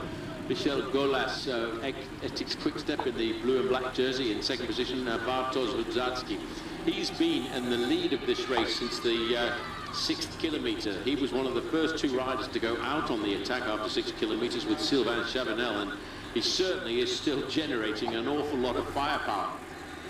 Well, this is going to hurt the peloton. I don't think they're entirely expecting to have to chase from just over half distance at this stage left. 73 seconds. They're still gaining. Nobody helping Cannondale. Yes, they want Dan Martin to win, but they could do with a few more workhorses in the engine room, I think, as they fan out. That's always a problem, Phil. When you put the full team on the front, then all of a sudden you're committed, and you find that you don't have too many mates in the main field. So they've all of a sudden, everyone said, right, well, obviously Dan Martin's going for the victory today. Cannondale have put it all on the line. Well, we'll leave it up to set them and see how much firepower they've got. Just looking under the saddle here, this is the little, I don't know what you call it really, but it collects the data which gives us information on the riders, and every rider has one under his saddle. A sender unit, I suppose, a transponder. I believe the term is a telemetric transponder. Telemetric transponder, oh, I must use one of those, and I go looking for my lost rhinoceros. Yep, and I did check, it does weigh in at 80 grams, and it sends lots of information of the rider's GPS location, and if you can have a quick look around the internet, you'll find how to log into the information of every individual rider. You can pick your own favourite riders and see where they are in the main field, see how fast they cover certain points of the course, and see the sort of speeds that they're attaining. And they actually sent back a little piece of interesting information today. In fact, that the average rider, when he went through the feeding station, slowed down 20 kilometres an hour to take on board his back. I could have told them that by looking at the pictures. That was Gregory Rast there, number 148, the former top Swiss rider. Is the top Swiss rider. He is on the Trek team. As he continues, they're doing 65 kilometers an hour right now. It's about 42 miles an hour.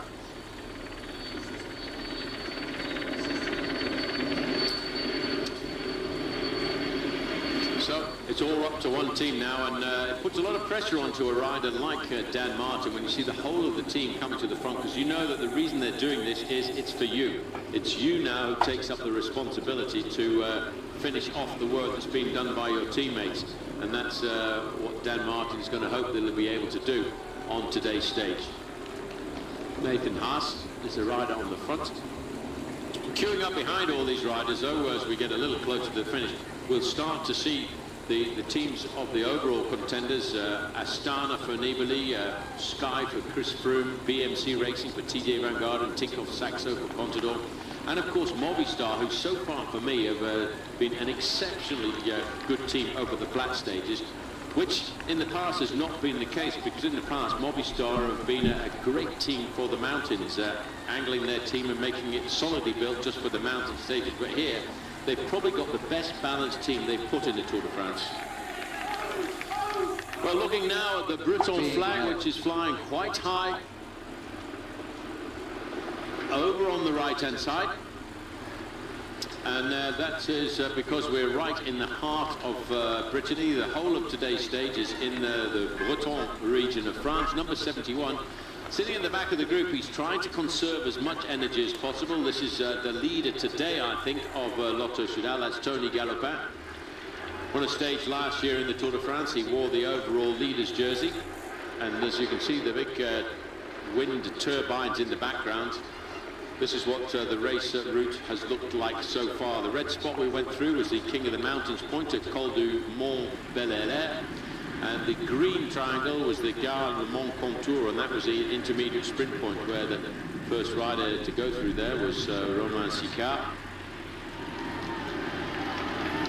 And these three riders, in fact, after the sprint point, the race actually had a group of almost 25 riders going through. It split up, came back together again, and then finally these three were able to establish a lead away from that group, as the main group containing guys like Mark Cavendish, Peter Sagan and Warren Barguil were brought back into the peloton. But over the last few kilometers, they prized up to a maximum advantage of 1 minute and 15 seconds. But at 40 kilometers to go now, it started to tumble. It's down to 1 minute and 9 seconds, with a lot of teams now starting to take a little bit of interest, and what a great chance to do some beautiful painting at the side of the road.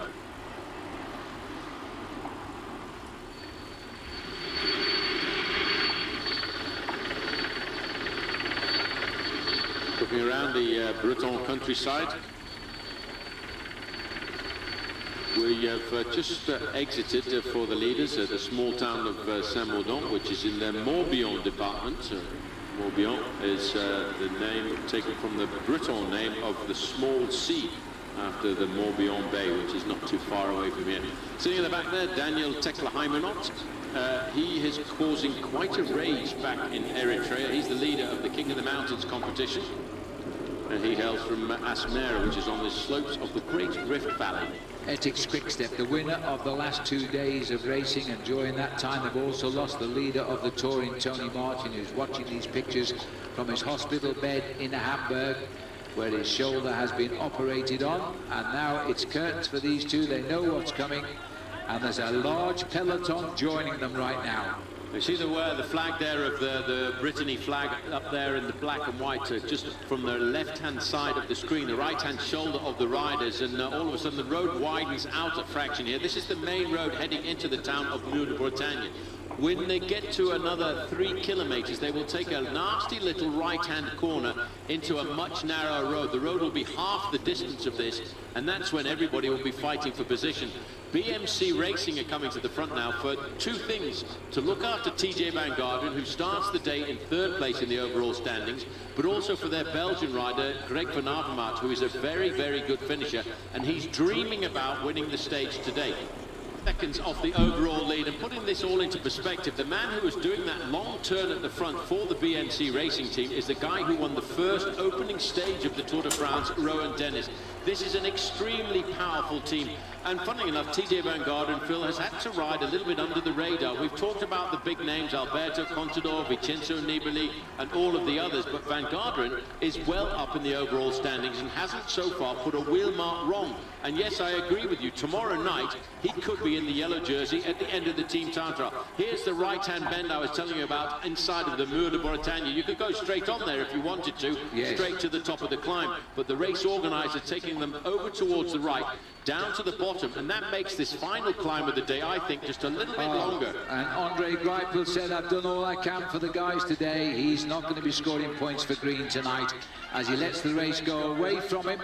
So we made the right turn in the village. We are 6 kilometers now away. We'll go downhill, very fast downhill, and then it's all the brakes before we turn sharp hairpin left, retrace down the main highway, and then we make a dead right-hand turn, and there is the wall. But unfortunately, before that, at 4.5 kilometers ago, there's a hairpin left-hand bend off this small little neighborhood road onto the main highway as they turn left to start the ascent up to the climb. And I think that from that 4.5 kilometers ago to the sharp 90-degree bend is where we're going to start to see riders taking risks to position themselves, because I think you've got to go around that corner to the start of the Mur de Bretagne in the first 10 positions, because it's a 90-degree bend and the road goes to half the size that it currently is. See the pressure at the end of the peloton now. It's the tail, and at the front is the main contenders here. Riders who've done their job to try and keep their leaders at the head of that race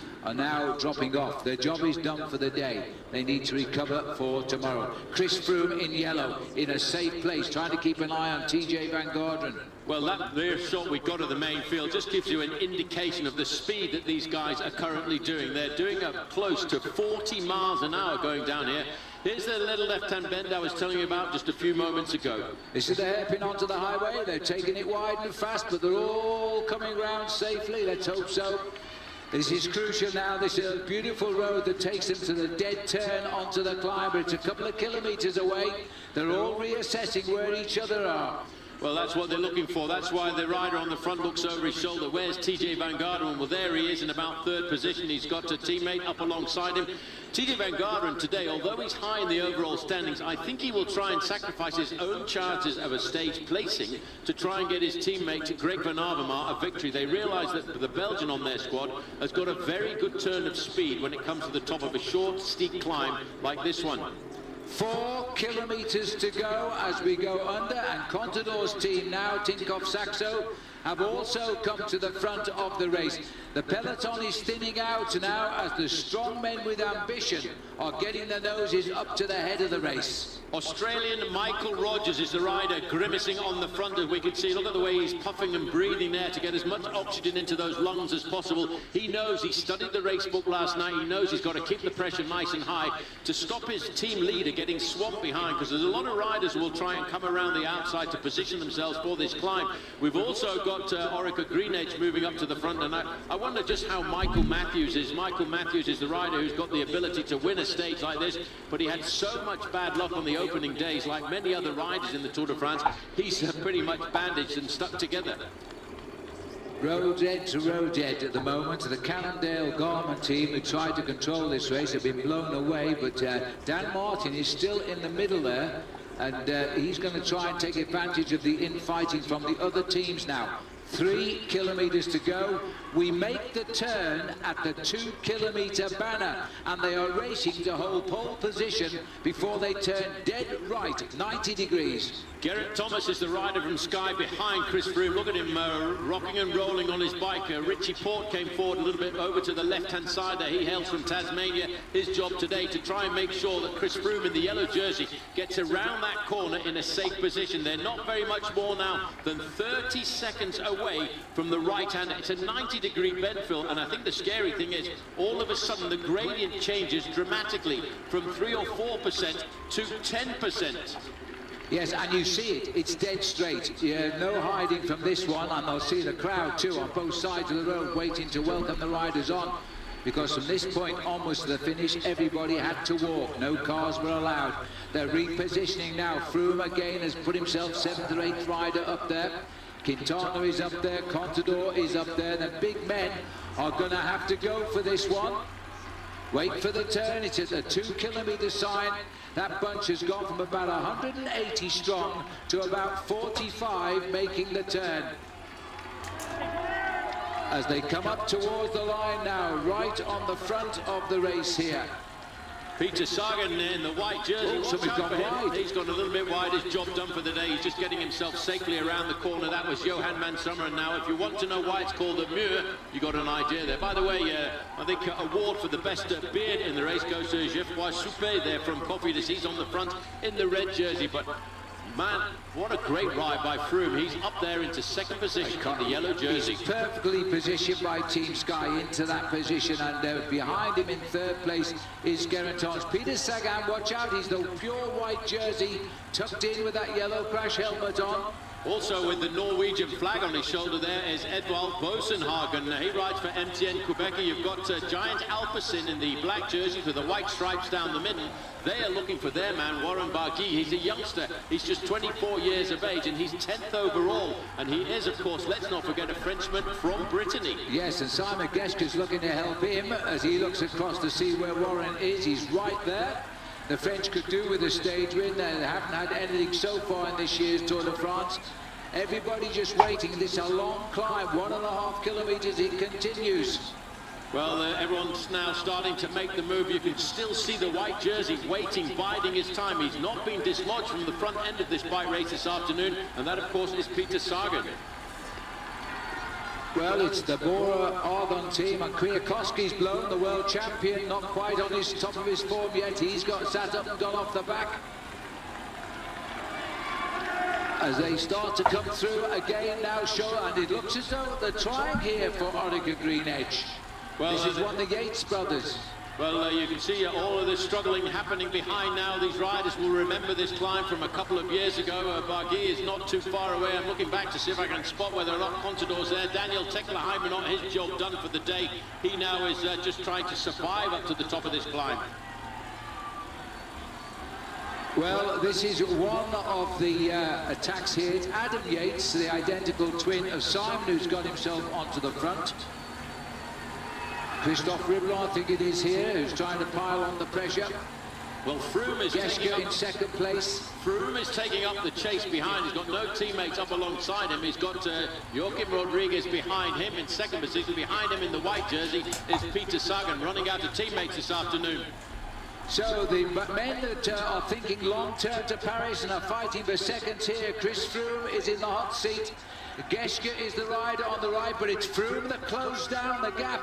And what about Peter Sagan, who sits 2nd overall in this race in that white jersey? He's right there at the moment. Well, now you can see, look at the acceleration of Froome. He's wiped away those accelerations now. Right up into 3rd, 4th position is Peter Sagan. Sagan now, I think, to you, Phil, is going to be the most dangerous rider. He's not been put any distance at all between himself and the... Oh, an acceleration! Well, it's an acceleration. It's gone from by AG2R here, who's launched the attack, and it doesn't... I'm not sure whether it isn't Roman Bardet who's put the move in here from Team... And what's happened here? There's trouble here for last year's defending champion, Vincenzo Nibali. He's losing time there. He is dangling off the back. Now the attack from Dan Martin. Dan Martin, who's trying to make a long run to the finish after all of the hard work of his team, has winded it up. He's got away. He's got one rider to catch. This is Villaros, who's gone at the front. He's surprised with his 3rd place finish on the Mer de Huy, and he's now making his run for the finish. Can Dan Martin reach him? Sagan looks over his shoulder. No reaction from the field. Well, he's looking over his shoulder to see if somebody's going to help him. They can't respond to this move at all by AG2R. This was a man who was very aggressive on the slopes up to the Mer de Huy. Dan Martin is trying to come across the gap, but at this point in the race, Phil, he's not going to close it down. And Alex Villeros wins the day. He slipped away, the former mountain biker, and Dan Martin, annoyed with himself, comes over in second place.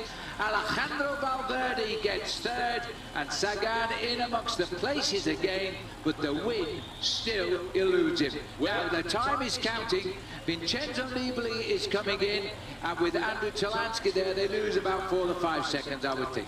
Well, a few time bonuses lost there for Vincenzo Nibali, and I wonder what he's going to think about that. The short, steep climb put paid to his chances of trying to get the psychological advantage on a day like today. Well, the hill was a sprint in the end, but this man, in his first tour, blew them all away. Well, he certainly did. A great move by him. He was well placed on the stage up to the summit of the Mur de Puy, and a man here who a couple of years ago, by the way, did not have a contract. He was given a chance to come back and ride for AG2R, a former mountain biker as well. He had a silver medal in the under-23 World Championships in mountain bike a couple of years ago, and he was second, and Peter Sagan was fourth.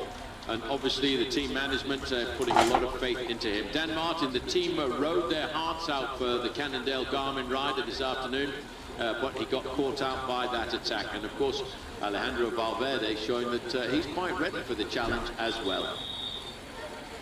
Here's confirmation then. Villermoz of AG2R wins by 5 seconds ahead of Dan Martin and Alejandro Valverde at 10.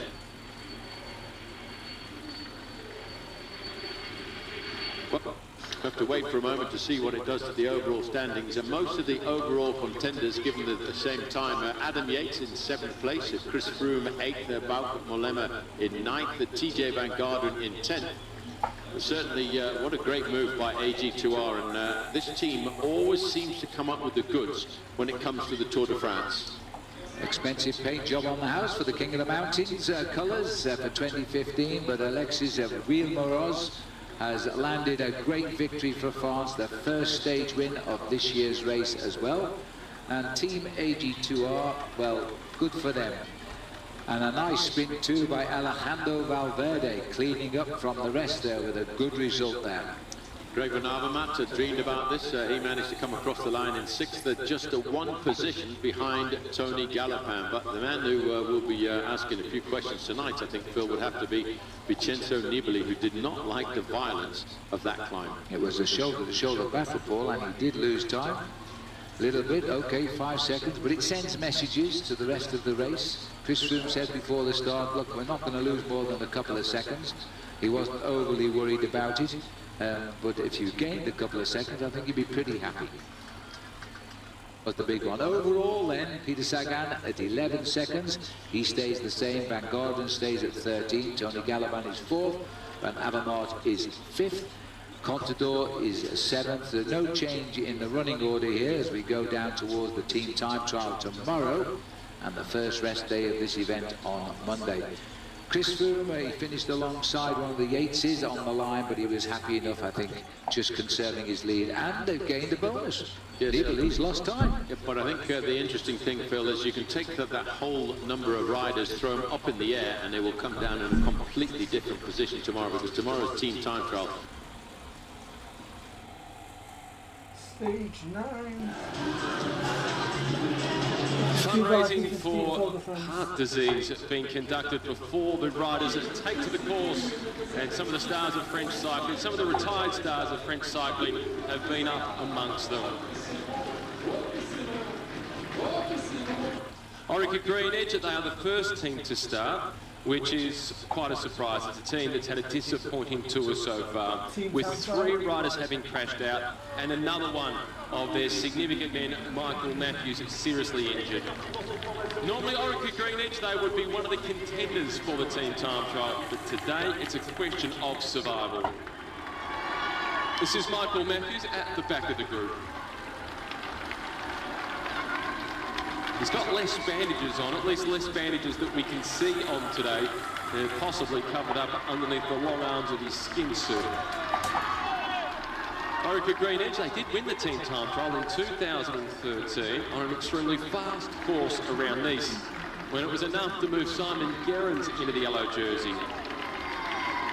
They also won this year at the Giro d'Italia to take the Maglia Rosa, the pink jersey, where we saw Simon Gerrans have a stint in pink. So too Michael Matthews, who's here wearing number 105. Simon Clark also had a brief stint in the pink jersey. The first win in Europe for the Orica Green Edge team, that was a team time trial at Torino Adriatico in their first season.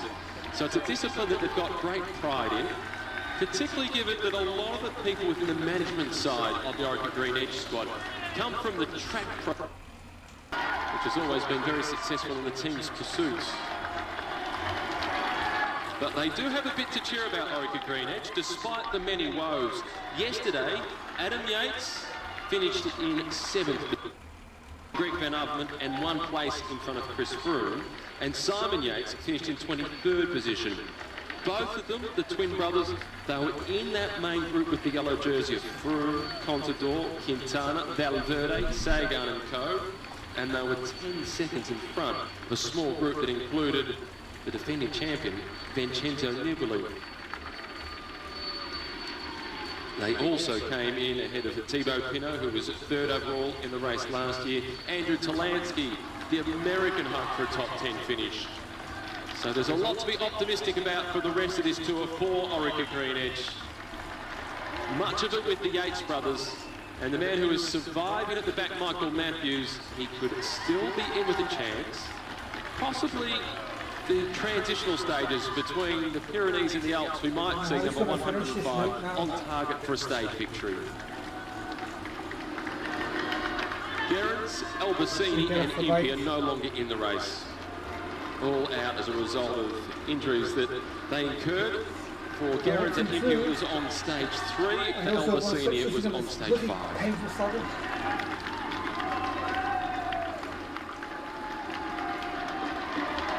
And Swain Tuft, the experienced Canadian who's ridden 8 Grand Tours, has said that it's been the craziest opening week of any Grand Tour he's done. Crashes just seem to be happening everywhere. That has gone out onto the course is Bretagne Sèche Environnement. 30 seconds now to the start of Lampre Merida, who is the team of Rui Costa, the former world champion and of course the champion of Portugal in the team in the individual road race.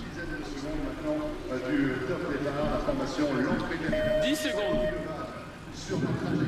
Quite a big mixture of riders. Rafael Valls, a good time trialist. Jose Serpa from Colombia. Well, they're starting, the 3rd team to start this afternoon, and they're starting with a full complement of 9 riders. Rui Costa would be the one hoping for a good performance by his team, because he currently sits nicely up in the overall standings, 23rd. He's lost 4.5 minutes so far, but a good ride by him could place him up at the top end of the overall standings. I think there's going to be a major reorganisation on the eve of the first rest day. Most of the riders, as soon as the race is finished, around about 6:15, will leave here by bus and head down to Lorient, to the airport, and fly down to Pau for a rest day tomorrow on the eve of 3 very, very difficult days into the Pyrenees.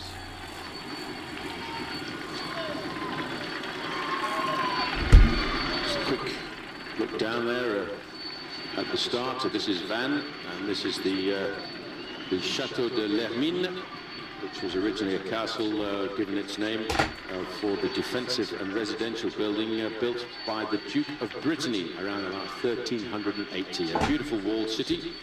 In 1798, the 2 towers remaining from the ducal residence were destroyed by Julien Lagos. Well, we'll be sorry to see the end of the beautiful chateau that we've seen over the last few days here, both in Normandy and in Brittany. Brittany being given a big slice of the Tour de France this year because it was missing out the last few years, and they've certainly paid Brittany back. There are reportedly around the course, and we'll see them as we move around the course, a lot of people watching the Tour de France today. Well, Lampre is the team that's gone. FDJ will be the next team to leave the start house. They are starting at 5-minute intervals. That's to try and stop any of the teams getting mixed up with each other. And just to emphasise, the time of the team is taken on the 5th rider to cross the line. So in other words, you're only as good as the 5th man in your race team today. Now, theoretically, that's not too bad a finisher to have the 5th man finish, but here the difficult thing for the riders, Phil, is the fact that they finished at the top of an almost 2-kilometre climb. And the top part of the climb, in fact, is the hardest, and inside of the last 500 metres, it's 7.2%. So you could see a guy start at the bottom of the climb with the rest of the team and lose himself for 10 or 15 seconds in the charge up to the finish line. That's why it's going to be very careful to nurture and steer all of your riders through the whole of this 28-kilometre course. Well, Lamprey underway. We're picking them up, as they say, au revoir to Van, heading now to the Plumelet for the finishing ride of the day. They've got all 9 men. See what the difference the extra 3 men make here, as they're much bigger team time trial formation. Paul Orica lost 1/3 of their team with broken bones, and Michael Matthews, by the way, riding in that lineup with broken ribs. That needs to do a good ride is the team of Thibaut Pinot, who finished 3rd in the Tour de France last year, FDJ, or Française des Jeux. L'ex-champion de France, Arnaud Demar, qui a réalisé 2 top 10 sur cette édition 2015, Sébastien Chavanel, le poisson pilote. Well, just looking at this team, they've got to do a great ride for them and Thibaut Pinot, because he hasn't had a great start to the Tour de France, the man who finished in 3rd place overall last year. Française des Jeux, yes, Thibaut Pinot 3rd last year, not having such a good ride this time around, but they've still got their riders here in the lineup. Just lost their 1 man, William Bonnet, crashing out of the Tour de France early on this year. Very bad crash on those long straight highways. It's a tricky old start this. The boys are coming out a little bit gently. A massive crowd in Van to see them on their way. Well, how embarrassing. In the past we have seen riders and teams coming out very quickly at a complicated start to a team time trial list and seen accidents early on. They certainly do not want that in front of a home French crowd. Well, the one man who's had a torrid tour, especially in the opening days, is Thibaut Pinot. You know, he wears 21, he's 3rd in the Tour. He had bicycle problems on that dreaded day, I recall, over the Paris-Roubaix. He tried a new bike, that didn't work for him either. And so it went on, Paul. And we were watching him slip away, and as he's now said, he was falling as well, getting involved in crashes. He's since said he's got no chance now of a podium in Paris, and he might aim for the King of the Mountains. Well, he has to change his goals, I think, during this Tour de France after a lot of bad luck at the start, but the team have got to get him psychologically ready because there's still 2 weeks to go. Well, they're all cheers, of course, the French team here, which is a very popular team, riding on home soil. Won a performance, and Thibaut Pinot still very much part of this tour, though. It's 6.5 minutes behind the race leader. I think that's pretty near impossible to recover, even on the high climbs of the Pyrenees, which are with us on Tuesday, by the way. That's when we start our journey through the southern mountain chain linking France with Spain. So Soudal. There's one of the teams rolling away, the Belgian team missing out on their man Greg Henderson, who had to withdraw from the team just a couple of days ago. Tony Galopin started the day well placed in the overall standings. I think he'd like to stay a little bit up there. He's in 4th place, they're looking for 26 seconds. But Lotto Soudal have never really been one of the top teams when it comes to the team time trial. But maybe buoyed by the fact that Tony Galopin is riding so well, they may well put in an expired performance here this afternoon. And just looking there, a rider from FDJ has been caught up. This is because, as I said, this is quite a tricky and technical course here, especially after the first 10 kilometres. The first 10 kilometres are very, very fast as they move away from Vannes through Kerblat and then through Saint-Arve, through the first time check, and then they've got a long false flat up to Monteblanc, and that climbs up steadily, not very much, not a great amount in altitude, but up to about 150 metres above sea level. And that false flat is where, if you're struggling a little bit in the wheels, you can find yourself getting popped off. There's a big chance there when you look back down there to the Bay of Morbihan. And it's a Breton name, Morbihan, which means the small sea, opening out on the Quiberon Bay.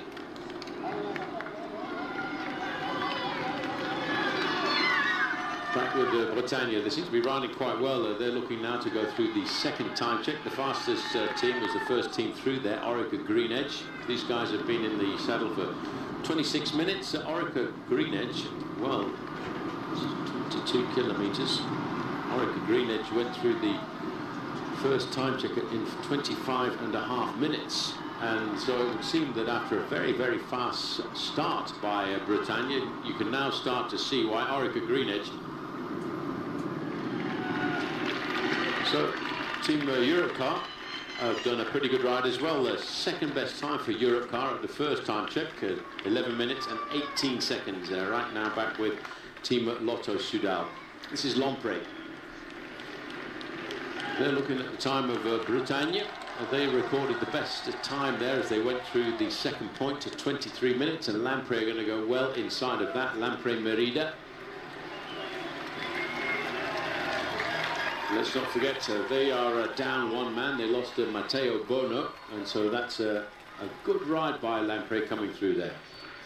As you can see, this is really very much a coastal town, a coastal city, and Vannes, by the way, has been the start to many Transat races, and a number of big Transat yachts are actually developed and built and assembled in the boatyards in Vannes. Back with Astana, well, they're the first of the teams of the big favourites to start, and they start at 5 minutes to 4 o'clock here. Astana is a strong squad. They've got all 9 riders. Vincenzo Nibali will be supported by Lars Boom, Jakub Fulsang, Andrei Grivko, a former Ukrainian time trial champion, group chef, Kanget, who himself is a good time trial, Scarponi, Tarame, and Louis Vestra. So Lampre have recorded the best time as we go back now to have a quick look at Lotto Soudal.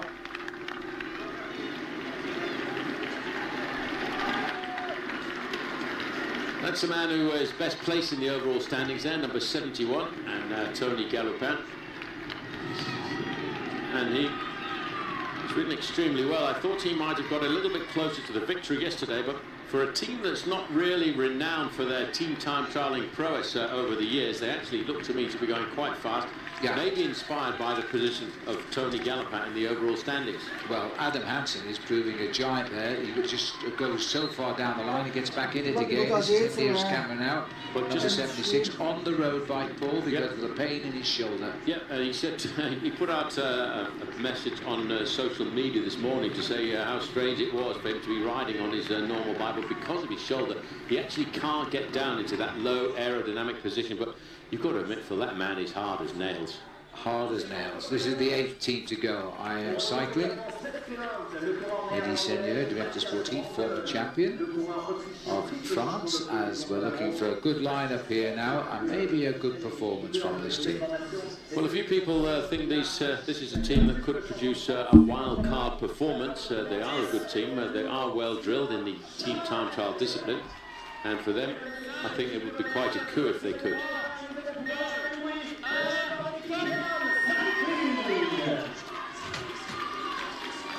So they quickly get themselves organised. Nobody actually rushing out of the start blocks here because it's a rather technical beginning, and they can't afford to have a touch of wheels or make a mistake. Looks like the most experienced rider in the team leading them away through the opening kilometres, Sylvain Chavanel, 6 times French time trial champion, and he knows how important it is to get a good steady start for the riders, not to put anybody under pressure, to make sure that everybody gets away, is on the wheels, because you don't want to gap anyone in the first kilometre or so, because they end up spending 2 or 3 kilometres trying to catch back up.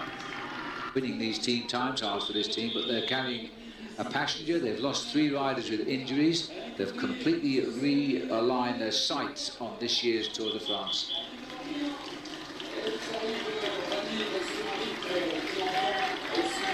So, job done for Orica Green Edge, stopping the clock at 37 minutes and 13 seconds, and all 6 surviving members of the Australian squad finishing together, and they've obviously decided as a tactic to try and stay together, all for one and one for all. Take part in the Tour de France. They came with ambition, and this first 9 days, Paul, they've realised those ambitions. They